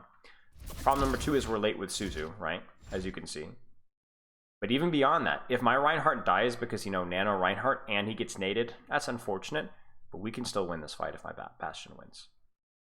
So you're going to have to make a choice. You're either going to sometimes have to play with your Reinhardt from cover and do a better job healing, Suzuing, and damaging in the Reinhardt trade. Or just the tank trade, period. Or you're going to decide on helping the off angle and win here. Do you win here? Or do you win here? That's your choice. Right now, we're not doing either. Does that make sense? Yeah. Okay. Kiriko is generally better equipped for the Bastion kind of assistance, but if you're going to play with your Reinhardt, you better darn well make sure that you're in a position to heal him and Suzu him and win and hit your shots, right? So that Reinhardt's or that backline's taking damage. But I don't think we are in a position to do either, and that's a real tragedy. That being said, still in a great position. Probably should Suzu that. Yeah. We can get out. But we're still in a great position to win this map, though. We have the lead, so we will surely win. Alright. Do you have any questions so far, by the way? No. By the way, excellent use of cover here. If you don't use cover here, you die. You would have died. Cassie was hitting some nutty shots. Now, the funny thing here is you just took an angle, and you don't even realize it. So let me ask you a question. You can heal your Rein here, but what else can you do from this position? I do not know. I could go around that way and damage. From this cover? Yeah. This is good pressure, right? Because who are you shooting? You see? Squishies. Yeah, the lower health targets. Right. And at a perfect safe position. So what happens when they try and chase you up, pressure you up? I can just TP back. Just TP away, right? And during that entire time, their Reinhardt's getting no healing. I don't even know where their Reinhardt is. He's on... What is he doing? He's on a mission. Okay, so their Reinhardt is on a mission. But that means that they're not getting support because they're focusing on you. And there's zero risk where you're doing it. See, the thing is nobody needs healing right now, and yet you're still healing. Instead of looking for opportunities to get some damage shots in, right? This is a bit... We need to do a little bit of a better job for opportunities when we can do this, right? Like right there you throw a damage shot, but now it's like a, you know... Where is this Reinhardt? Oh my goodness gracious. Oh my goodness gracious. He actually canceled the ultimate. Look at him, he actually canceled the ultimate. No way he does this. He actually canceled the ultimate. Can't have been planned. He literally went all the way from spawn into your spawn and pinned out. He doesn't even have shatter and he just canceled the ultimate. Oh my gosh. Oh no, and you missed the Suzu. That's tragic. Surely he dies for that. Surely. Yes. Okay, thank goodness. Okay, good use of cover. Your cover usage is probably your strongest point. It's definitely something you can improve on, but it's probably your strongest point. Mm-hmm. Now, here's the funny thing. Here's the funny thing. This is the risk and reward that we were talking about, right? You were like, shoot, I don't think this is a safe TP. But, oh my gosh, so close. Great use of wall climb there. And let's see if their gamble pays off. I feel like it should. I feel like it's going to. So was that a bad play or a good play from you? What specifically? Just this whole exchange, this entire Oh, exchange. this whole exchange. Yeah. It was all right. It was all right. Yeah. Yeah. It was a gamble, but it was an educated gamble. You had your Suzu, you had your ultimate, and then you also looked so tight because you used your wall climb to get out of a tough spot too, right? Because that's another thing you got to consider when you use your TP, right? So nicely done. That's a fight-winning decision right there. Fight-winning play. You made a play. Now that's the thing with support, right? Like, you don't just heal. You have to be making plays. You have to be doing creative things with your utility and with your ultimate and obviously preserving your life, right? Like using cover. Nice shot. You're about to win the map off of what you just did. Surely. Yes. Nicely done.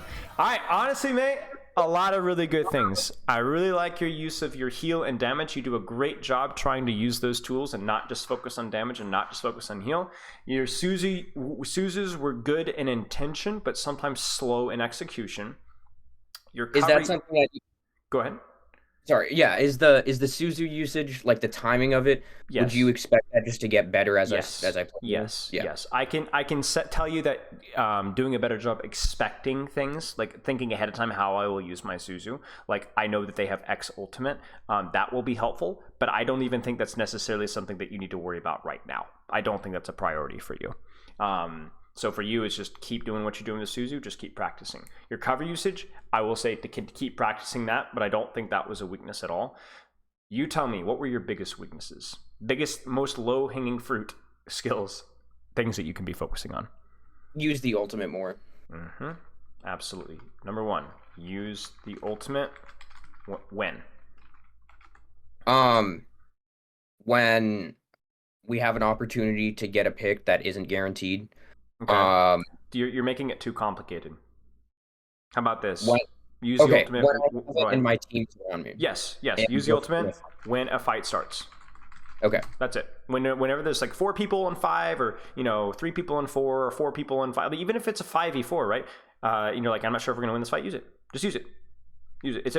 It's a very flexible ultimate. Everybody likes Kiriko ultimate, right? It's something like everybody can kind of benefit from. So yeah, use it. Okay. So don't sit on it. Okay. Anything else you saw? The flanking, I could get a lot more value just by paying attention to flankers and if it's evaluating if it's safe and then going in to help them if it is. Evaluate if I can leave my tank as well. I mean, heck, your tank might be on the flank. You never know, right? Might be your Winston. I mean, or your Reinhardt, as we saw in this one. Yeah. Okay. Anything else that you saw? I think those were the main two I that agree. you were mentioning. So if we were to throw in a few other ones, maybe not to work in now, but maybe in the future to reevaluate, what would they be?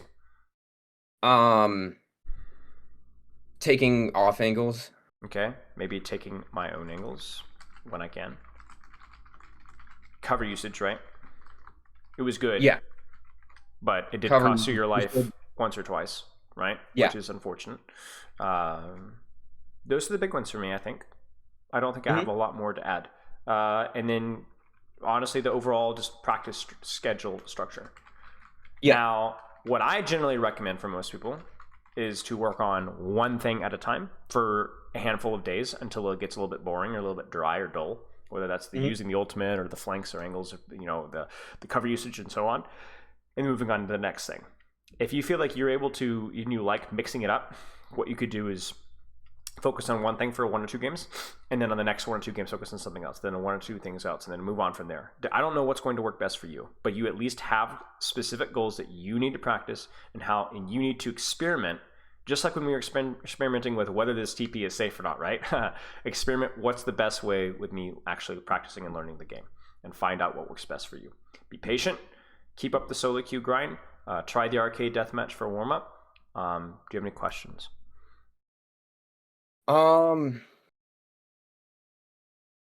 I can't think of anything. Okay. I think I have more than enough to work on. Perfect. If you do have any questions, you shoot me a message anytime. Keep up the good work. You have a lot of positives in your play. I was honestly shocked that this was bronze gameplay. You did a really good job. So keep up the good work. Be patient.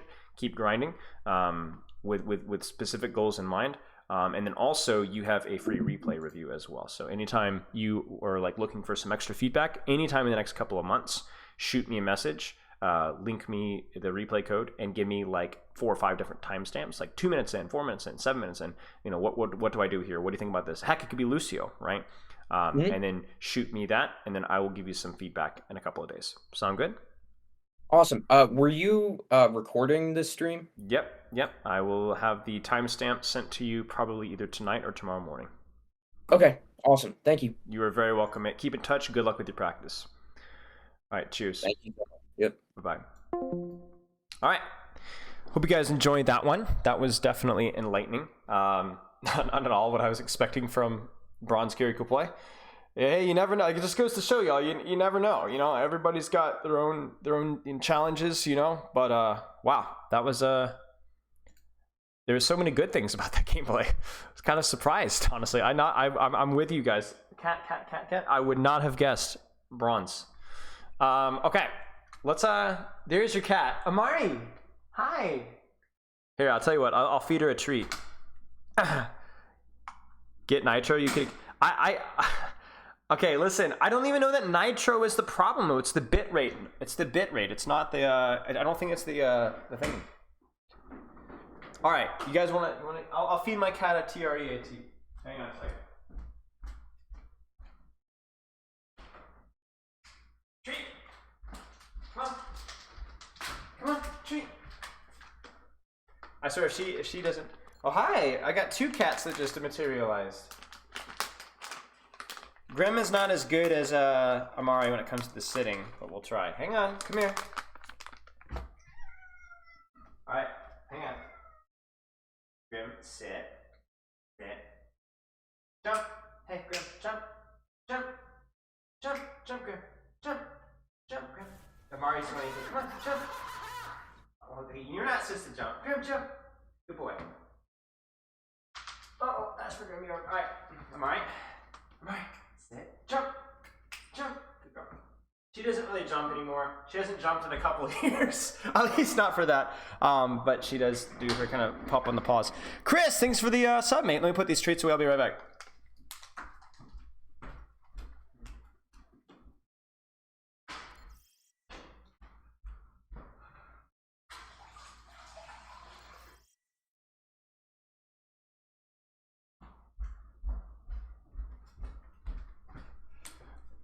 Spilo, you're using hardware acceleration in Discord, right? I don't know, actually. I don't know. Where? How do I check? Can I check my voice and video settings? Yeah.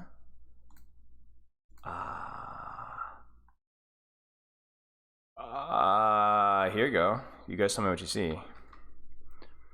I have an old computer set. I'm not an old computer, but an older computer. Yeah. Rip. Yeah, I think we just need to save up. Thanks, Chris. Appreciate it, mate. Do you do cat training streams? No. Yeah. Maybe turn AV1 off.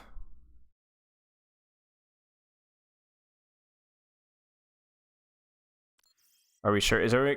Am I gonna be like my computer gonna explode if I disable this?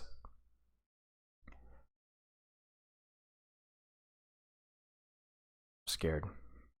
No, not at all. Okay, I'll disable. Your PC will be fine.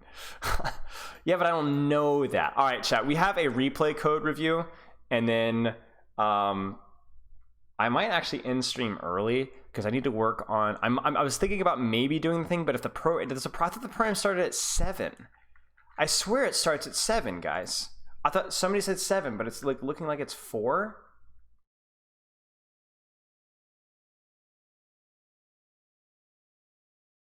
Just Yeti just dropping my thing here. Razer 4K. What is this? Support here.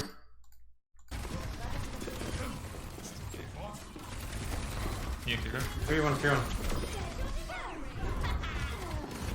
Support Wrist dead. one, wrist one. Other one. Wrist was one. I'm trying to look for prime mode. Nice. There you go. Nice. Holy moly. Holy moly indeed. Nicely done. Maybe a pre-show.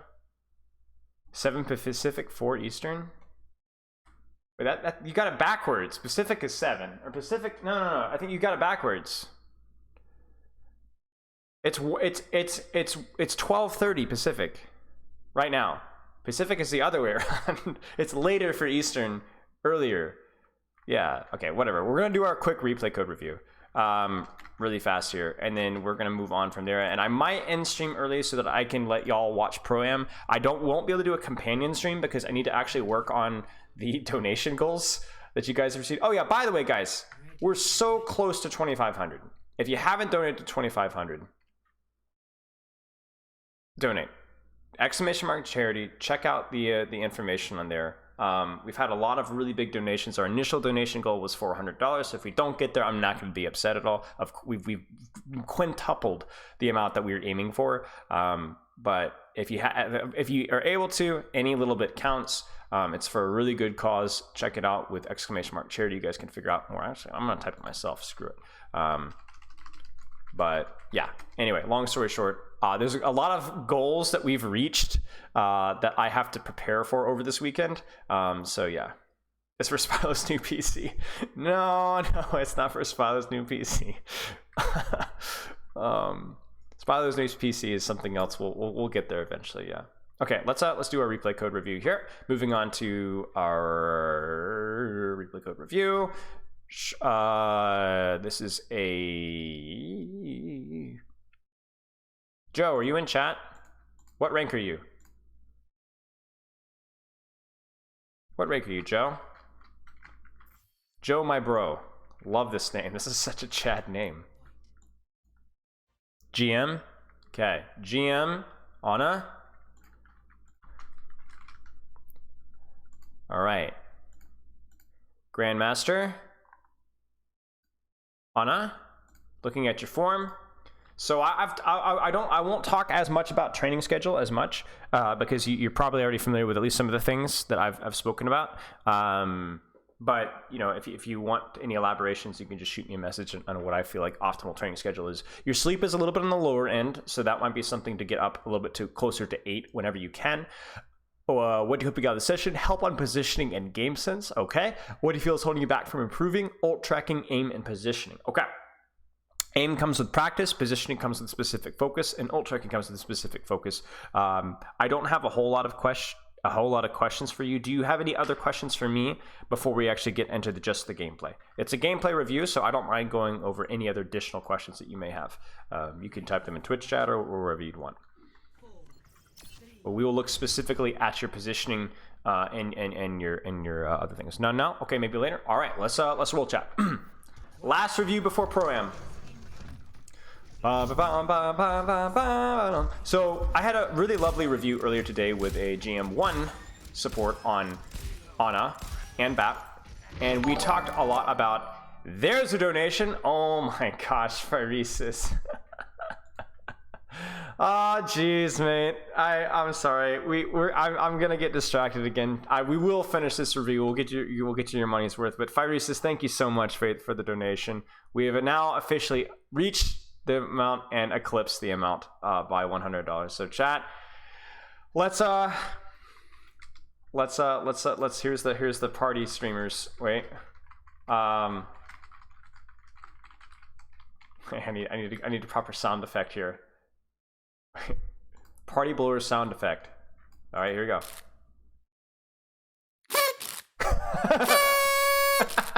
This is so anticlimactic.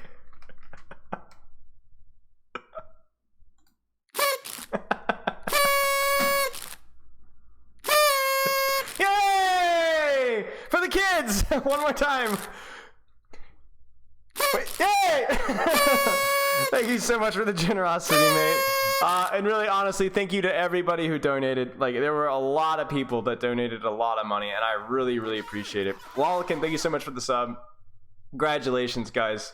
Yikes. This is exclamation mark charity. So basically, it's for kids in hospitals, to keep kids from hospitals from being miserable. So we really, really appreciate it. James Baxter, thank you so much for the sub. That's all I have. Well, no kidding, mate. Holy crap, dude. I really appreciate it. So again, it's for kids in hospitals that are need some time. You can check out the exclamation mark charity link. That should have all of the information that you need about the charity. But yeah, that's crazy. That's crazy, y'all. So you need to jump. We're gonna have to figure out what we're gonna do for goals. We're gonna have to figure out what we're gonna do for goals for donation stuff. So okay, Joe, I promise we're gonna get through this review, man. I appreciate it. But yeah, anyway, I had a lovely review with a GM1 BAP on it, and we talked a lot about pressure. And everything that we do as a support is about putting out pressure while minimizing risk. And I think for you, it's gonna be about every decision that we make. Is the risk versus reward ratio makes sense? When do I think I'm gonna be able to 1v1 again? Could be in 2 weeks. So for example, like right now, okay, there's a Widowmaker's there. So we're gonna take some pot shots right here. But this is where the risk reward ratio comes into play. Does this make sense? What's the best thing that could happen out of this shot right now? You do a little bit of pressure on the Widowmaker. What's the worst thing that could happen? You get your head blown off. And especially with a Reinhardt right there, what are the odds of the latter versus the former? Do you kind of see what I'm saying? This doesn't make any sense to me. And even like this, that doesn't make sense to me. This is okay. That nade in theory is okay, but ultimately you whiff it entirely, so that doesn't work out so well. Nice of that Reinhardt to die.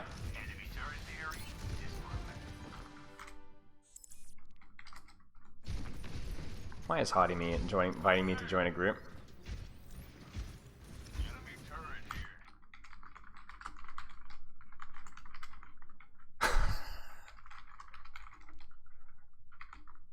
Any circuit.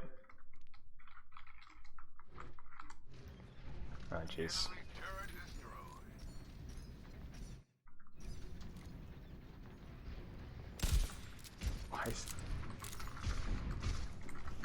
Okay, so we're all about putting pressure.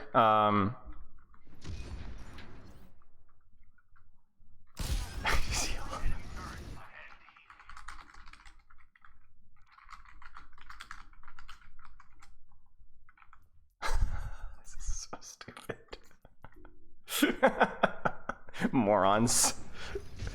Why?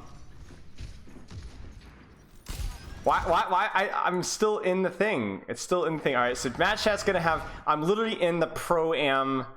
I'm in the pro-am lobby. I'm pretty sure right now. So or in the warm up. So yeah. Anyway, so match chat's just gonna do its thing. Okay, so yeah, we're pulling up max value. It's not wholesome. It's cringe.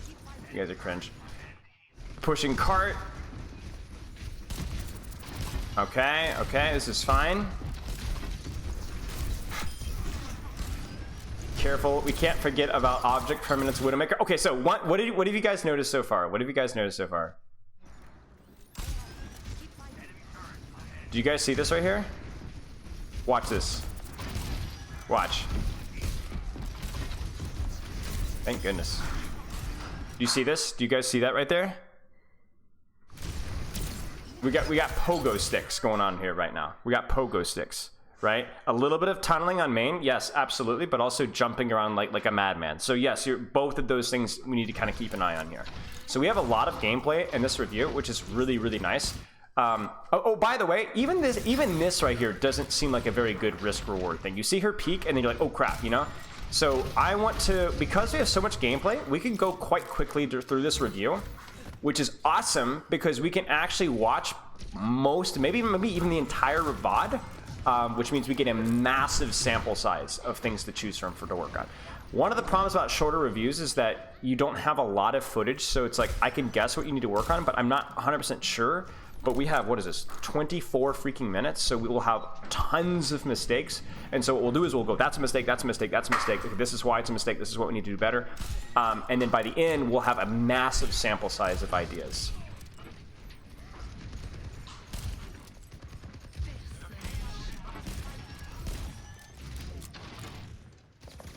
Ana and double sniper is something else.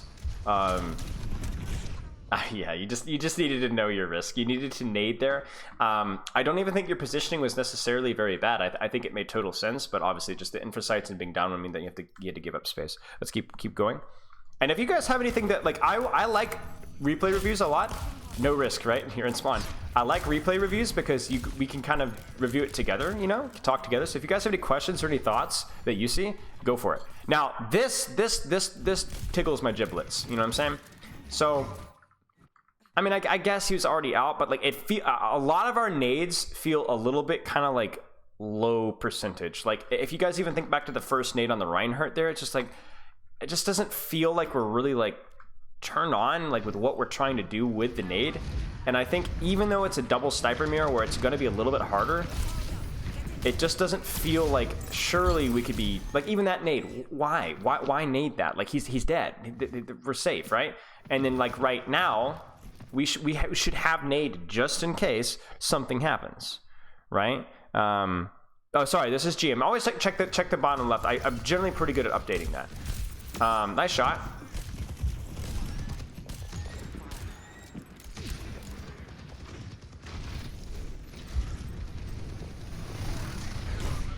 Yeah, it's just a stupid death. A lot of our deaths so far have been, for lack of a better term, stupid. Where it's just like what your positioning I don't think was particularly bad. I don't think standing out in the open on high ground would have worked as well. We just needed to hit the sleep dart. Like you shouldn't that shouldn't happen, right? Okay.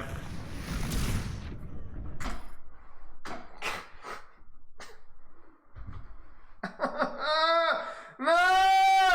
Why? No! Come on! This is like the goofiest collection of catastrophes back to back. What? How did that sleep not hit?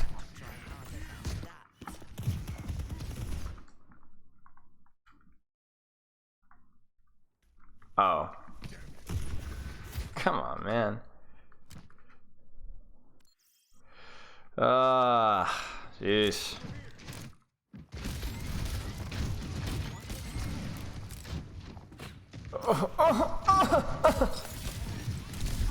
Okay. Nice sleep. Now he's gonna push on you. He's gonna push on you. Okay, guys, have you noticed something else, actually? So we've been talking a little bit about the jumping. I've noticed one other habit, even from the very first of the VOD. See, this is why you have to have like a 10,000 IQ brain, because you remember stuff, you know what I'm saying? Remember that? You guys remember this? It's all coming together. You guys see it? Wait for it. Wait for it.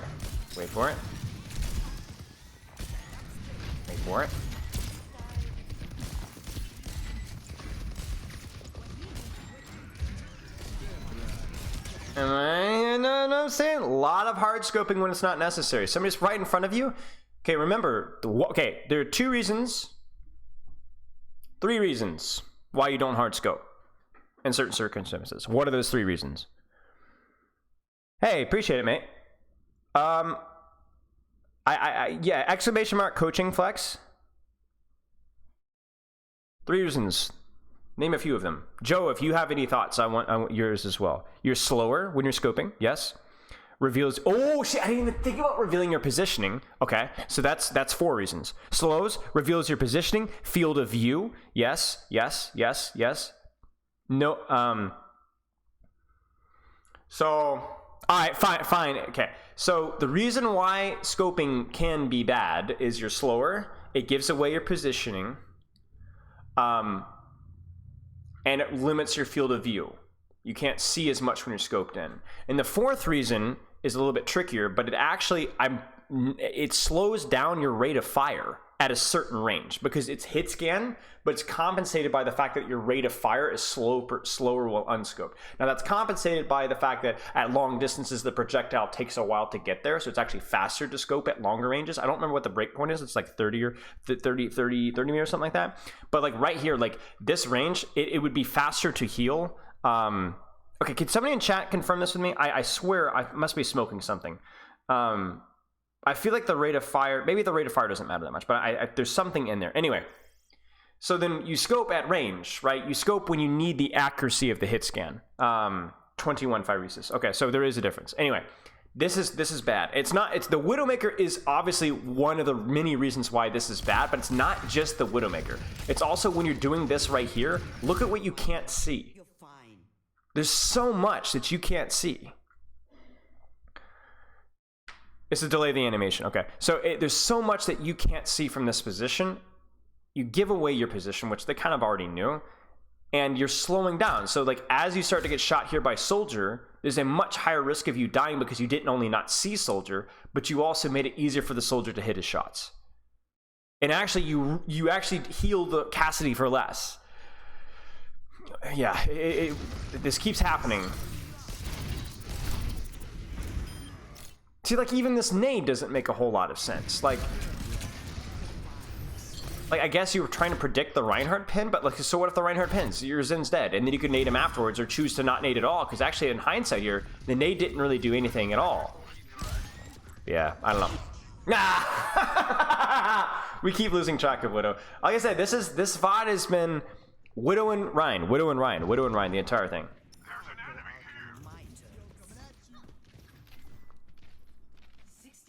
Yeah, so I'm not as educated as I probably should be on a lot of the details of like rate of fire, but that's not even necessarily the most important thing in the history of the universe.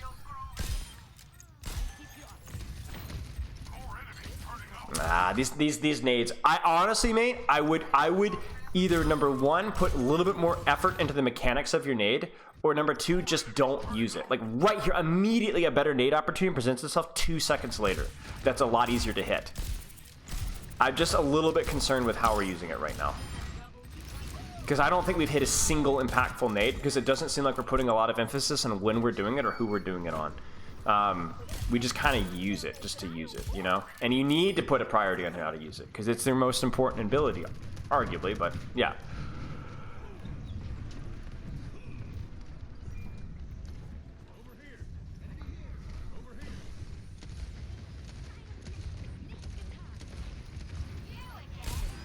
So I would get off the cart, maybe rotate high.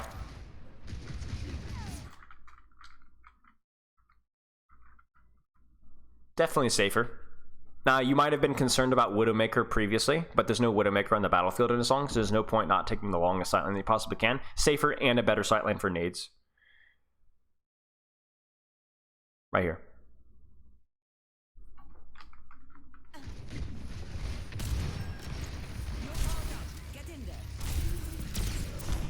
I don't.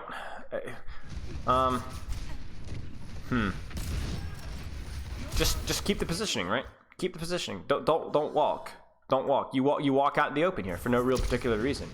And again, this is where like this position would have made a lot more sense, right? A lot of your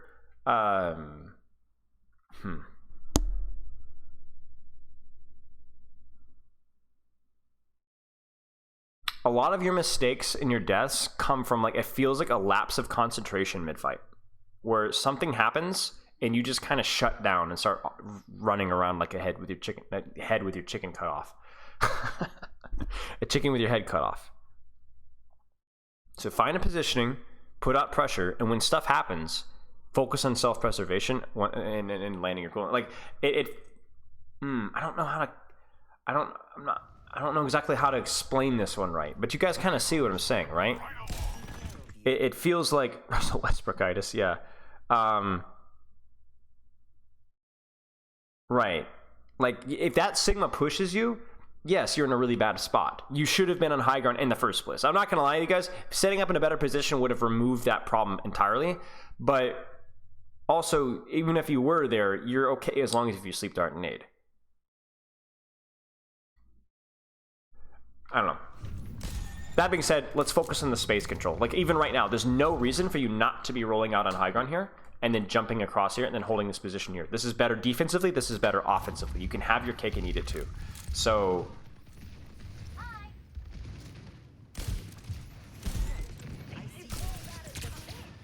you see how your LOS here feels like so limited? Like, even that nade, it feels like you miss it. You almost completely missed the nade again. And then honestly, you didn't even get to select the target that you went on. Whereas here, you could have had any target that you want with nade. You could have gone. Like, and do you see your monkey jumps? You can't see anything. You can't do anything. You're completely chasing. Nice sleep, but honestly, just RNG. And then now your positioning is such that a Sigma can actually kill you. You're very fortunate that Sigma didn't kill you. You guys feel what I'm talking about, right? So... I'm glad we have a lot of footage. I would have been very upset if this had been it, because we need to investigate further. I do not like your positioning. I don't like your hard scoping. I don't like your jumping, and I don't like your cooldown usage. I don't like anything about your play right now. And I'm not saying that you're a bad player. Obviously, you're GM5. You're a great player, but I'm not. There's something's wrong. I can feel it. Like.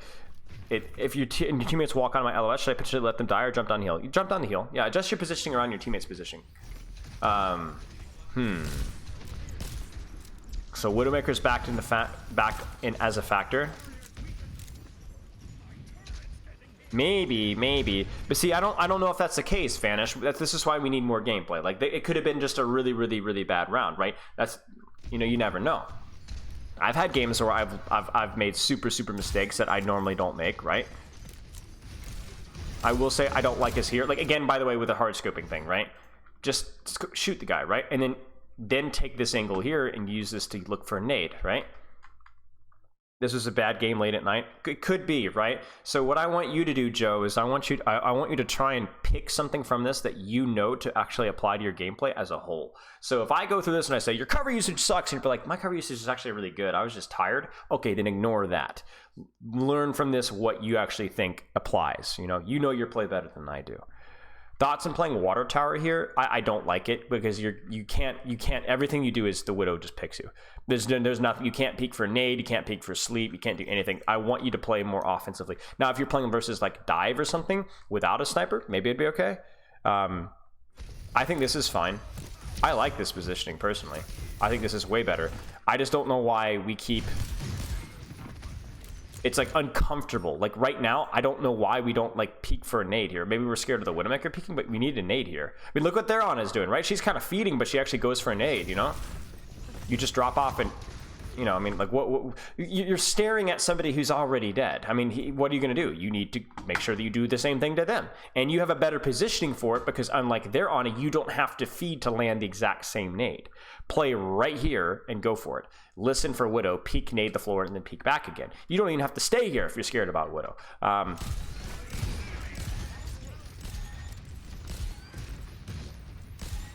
And by the way, you're not safer here than you are here.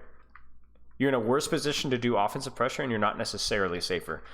Yes, the FAR could theoretically, again with a nade, you're just not putting yourself in positions to where you can actually land a nade. And then even when you are like rolling the dice, like you see Sigma and you see Sigma shield, and you're just like, I don't even think that nade would have hit without the Sigma shield. I don't know what it was even aimed for. I get that it is hard to land at that range, but we have been dead silent when it comes to like actually impactful nades. We haven't landed a single one. I mean, not even impactful in terms of like a 5-man or just a single 1-man nade that's led to a kill. Not a single one that I can think of. Okay. Swing left, swing left. Don't stay here. Don't stay. You cannot stay here in the open. You need to swing here. You like, remember, guys, when we talk about aggression, it has nothing to do with proximity. It has to, with our how deep we are in an angle. So when I'm saying playing more aggressively, I don't mean walking forward. I mean swinging wide here, where we could actually, we're safer here. Yeah, this is just ranked. Normally your nades are way better. Yeah. I mean, I'll take your word for it. I'll take your word for it. Yeah.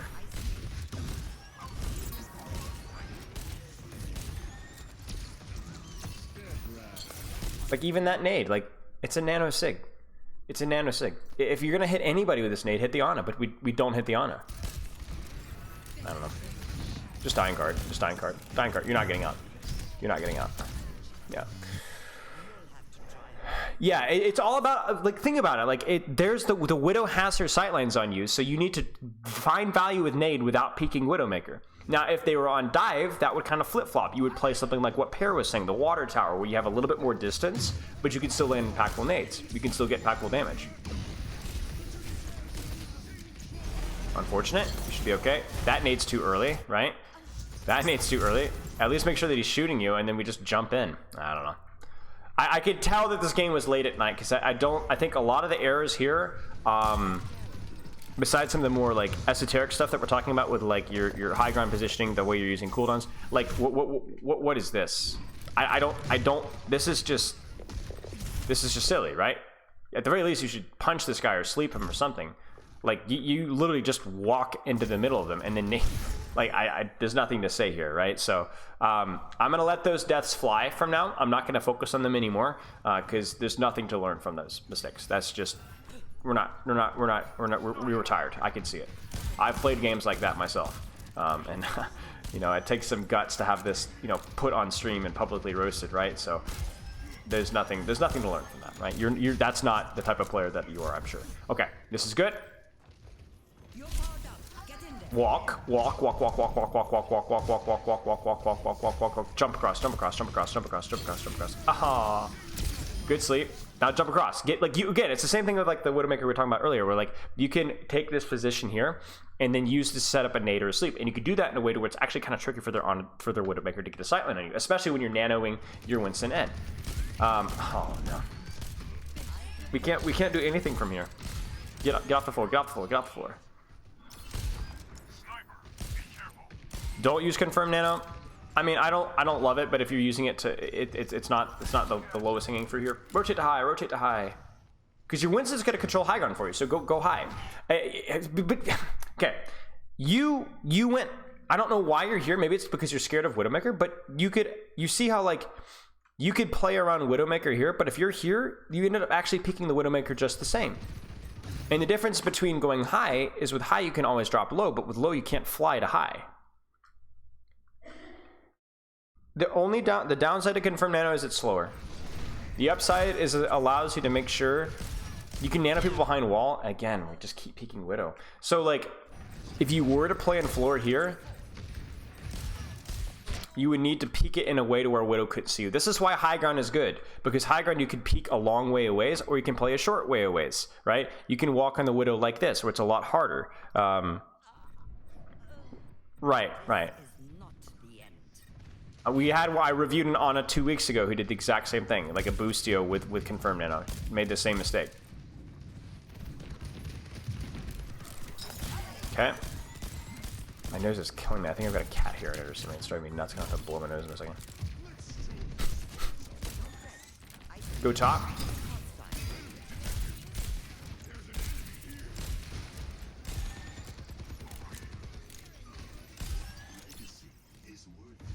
Like especially now because there's no Widowmaker to contest you on high, if that's why you were concerned in the first place, there really is no reason for you not to be on high right now. There really is no reason for you not to be. Better, safer, better LOS.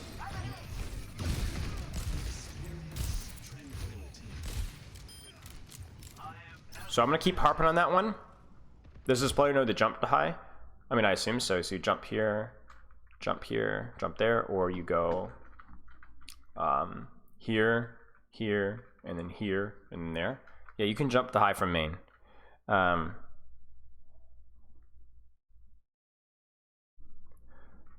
Thank you, Artifice. I appreciate it.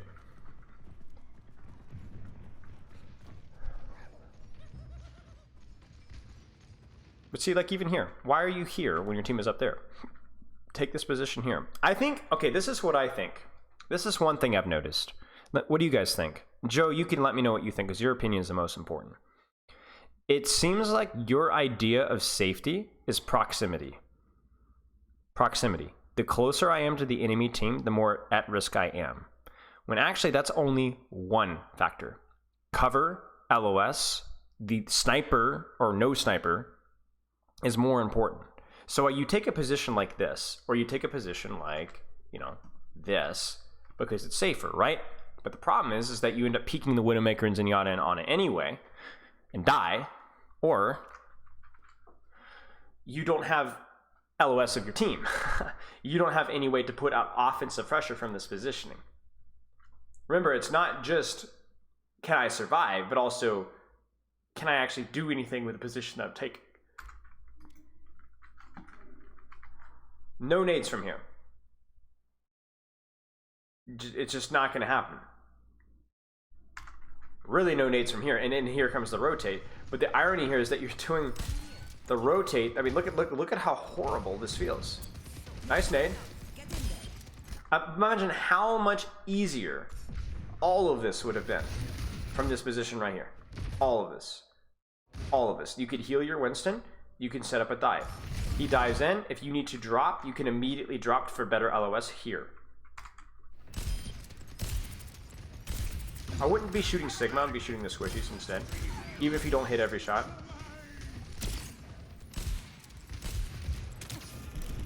Go take eye, take eye, take eye, take eye. I agree, Joe. I agree, Joe. Posture check, thank you.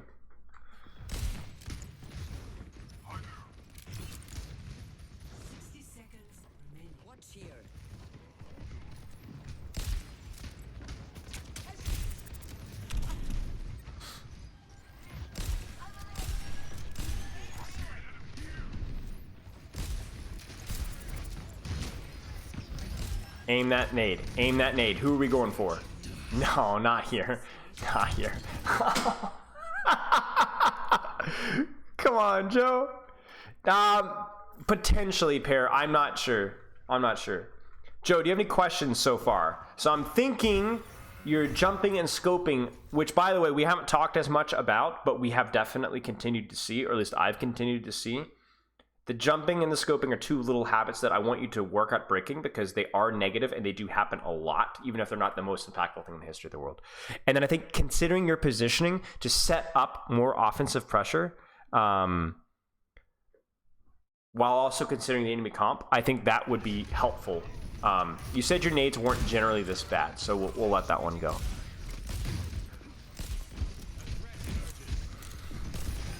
Am I ever supposed to jump? Well, you tell me. What are the benefits of jumping, chat?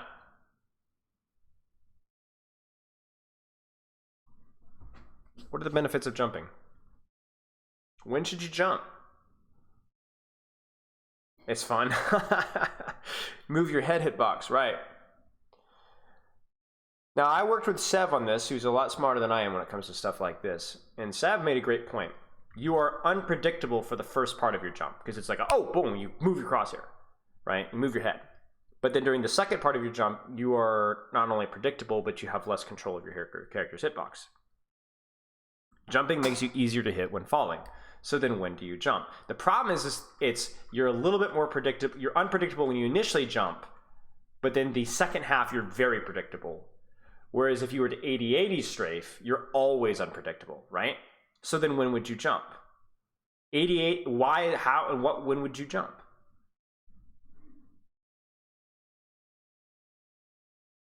How about this? If I got a Widowmaker scoped on me, and she knows I'm moving to cover, right? If I 80-80 strafe, I can't get to cover. I need to move forward. I need to move forward. I need to go forward, right? So if I 80-80 strafe, I'm not actually getting to cover. What if instead of 80-80 strafing and then eventually going just, you know, what if I did this? Boing. I can't quite do it, but, you know, I jumped to cover. What if you used your forward momentum and jumped to cover? Because the first half of your jump, the unpredictable part, would be where you're out in the open. But the predictable part, you would be behind cover. Because remember, the 80-80 strafing is always superior unless you're moving to hard cover, in which case the jump is better because the first half, the unpredictable part of the jump, is out in the open. Let me literally draw it out for you guys. Here's a wall. Here's you. Enemy team has a Widowmaker. If you don't get behind this wall, it's only a matter of time before she hits a shot. Now you can 80-80 strafe and make it really hard, but eventually you're going to have to move to the wall. And that movement is what's going to get you killed. That predictable moving to one motion. If you jump, the first half of your jump, boing, is unpredictable. It throws your head hitbox. But as we know, as you fall, it's hard to move. So it's easy to predict. So what if you do your little 80-80 strafe or whatever, but then for the first half you jump to cover, and then as you're falling, it's too late, you're already behind cover. So even though your falling is predictable, the unpredictable part of the jump, which is this section, right, is where it's out in the open. And the predictable part, which is this section, it doesn't matter if it's predictable because you're behind a wall. Make sense? That's when you jump. Outside of that, you don't jump. You don't jump. You don't jump. You could jump sometimes to throw off somebody's aim, but like, remember, it's always going to come at a cost, and 80-80 strafing is just so good in this game, there's really just no reason to jump outside of that, honestly. If you guys have any other takes on this, like, I'm not exactly an aim coach, but that's my take on it anyway. Jump peeking can be good as well, where the predictable part of your jump, the first half of your jump is here, and so you actually start the peak at like a half a head height higher, and then fall with it. That's another good one that Varashi comes up with. So then what Varashi is saying is then you're literally doing the opposite. You're looking to peek a Widowmaker, but you know that if you just peek the Widowmaker at head height, she's going to already have her crosshair lined up right here, right? So what you do is you do a jump peek, where actually the first half of the jump, you start the jump, and by the time you peek as you're falling, your head is actually doing this. You see this? And so her crosshair's here, but your head's up here. It throws off her aim.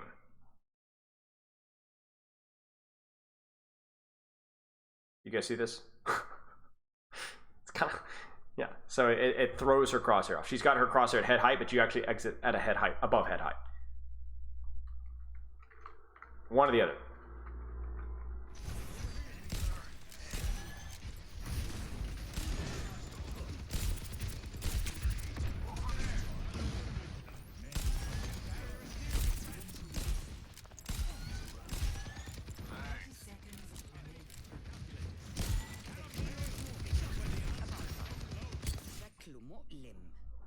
Why do we quickscope, chat? What's the point of quickscoping? You get the benefits of hit scan, which means it's a little bit easier to aim for some people, right? Right, but you maintain your speed. You don't lose your field of view, right? It's not that complicated. Just something to kind of keep in mind. Yeah.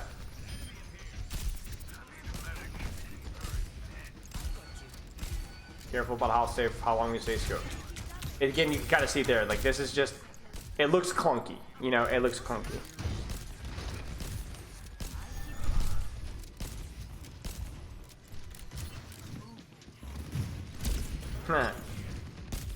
Nice. Good cap.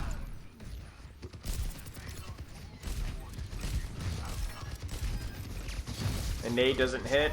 Unfortunate, that's gonna be it. Okay.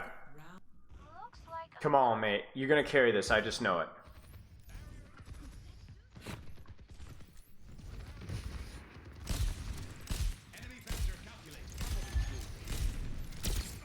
Huh. No. No!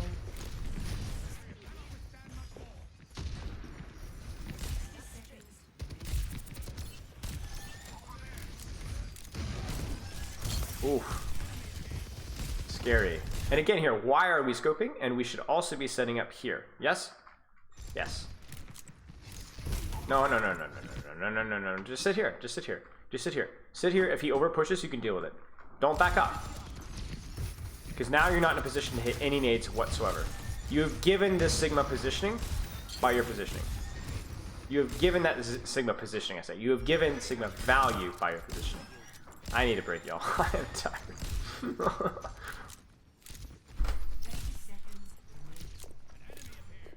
We're almost done, Vrashi. Hang in there, mate. That's what I get for running a charity, you know what I'm saying?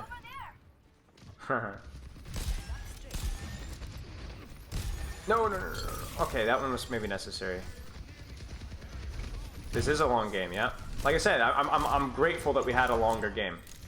Especially for replay reviews, it really helps because I just get more footage. Nade is probably understandable. It's still with the jumping, by the way. You guys see that? Lots of jumping. Lots of jumping. And then even with our positioning, we would prefer you to swing up to here and then lean to here rather than ducking into here where every single peek you do, the Widowmaker peaks. Oh no. Yeah, you see that Ana's literally jumping too. She's literally like creating opportunities for you to hit shots. Maybe.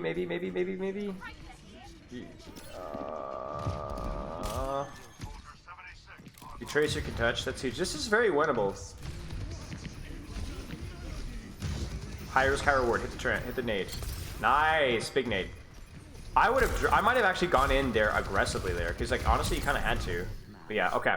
So Joe, I think big thing is, I agree, Pierre. I think is setting up your positioning to give you more value out of your kit in a way where you have cover that doesn't mean you get encroached by Widow Silence. Now that sounds like a lot of gobbledygook, but basically you need to be looking for nade value whenever you can, but adjust your positioning so that complements what you're playing into. Don't just autopilot, keep along the sideline. Yeah, that's the number one priority for your positioning. Okay.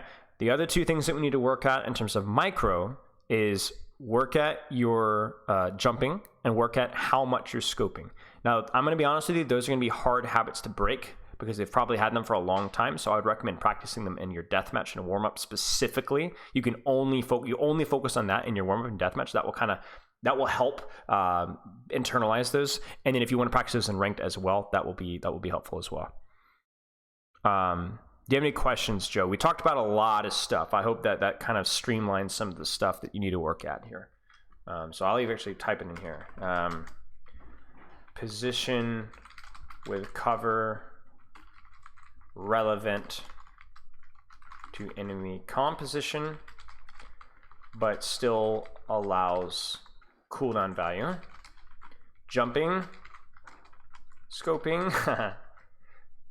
Because scoping is very good, but we need to do it properly. Yeah, it's going to be hard, Joe. That's why I was saying work on it in your warm-up. Because that's warm-up is something that like has frequent exposure to those things. Are some of the sightlines I was taking good if they have less range? Yes. But even then, the problem with your sightlines wasn't just the fact that they had range, but also some of the sightlines you're taking were so far that even if they'd had some form of dive, you would not have been able to land a relevant cooldown. So if they're playing like a really hard dive and you're going to be nading yourself to kill them, that's okay. But if you're not putting out pressure with your positioning, then that's a problem.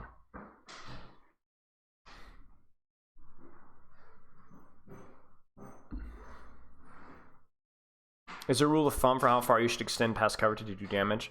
I don't think there's a rule of thumb. I think it always comes back to that risk reward. If you need to extend past cover to confirm a kill, then that's fine.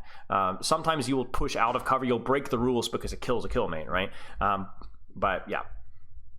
Rebind into a foot pedal. No, what you do, guys, is you put the foot pedal right under your butt cheeks on the chair. So to jump, you do this. you literally, you just bounce in your chair, you know? And then if you have a habit of spamming jump, you lose a lot of calories and a lot of friends and a lot of dignity and a lot of self-confidence. And your family doesn't talk to you anymore. And your wife leaves you. Your kids leave you.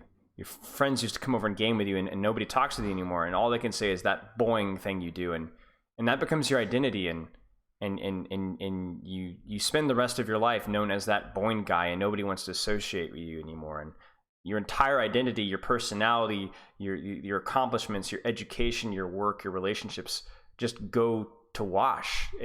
Nothing matters anymore, and you're just known as that guy who does that weird Overwatch jump thing.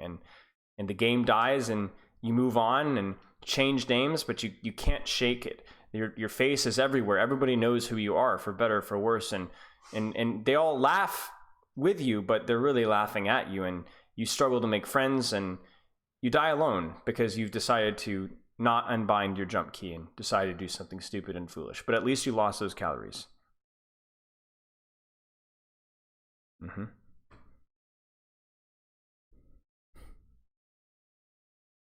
Yep. Do you have any questions, Joe? Okay. Do you have any questions, Joe?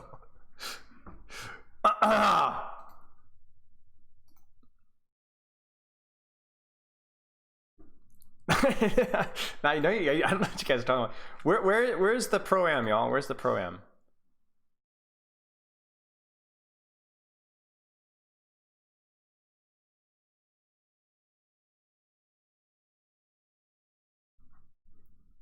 YouTube? Alright. Is it Overwatch League?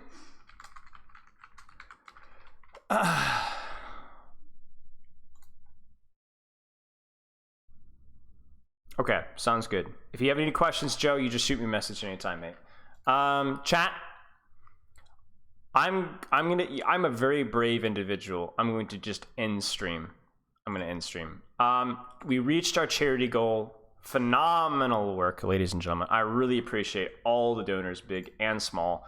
Super, super generous of you guys. We crushed our donation goal. I will get to work on our on following up through on some of the goals that we've reached, the cosplay, voting, the karaoke, all that other stuff. I'm going to be waiting on work on that. No streaming this Saturday. We might do some analysis of Pro-Am next week. I'll keep you guys updated. I am more of the analysis kind of guy. I enjoy the analysis rather than the live, but we might this season do some live not casting, but some companion stream and stuff. I haven't decided enough. So anyway, chat, I'm going to toss the raid over to Avian OW, somebody in my Discord. Give them some love. I will chat with you guys later. Loves and kisses. Primalita, thank you so much for the sub. Congratulations on GM1. Perfect timing. 5, 4, 3, 2, 1. Goodbye!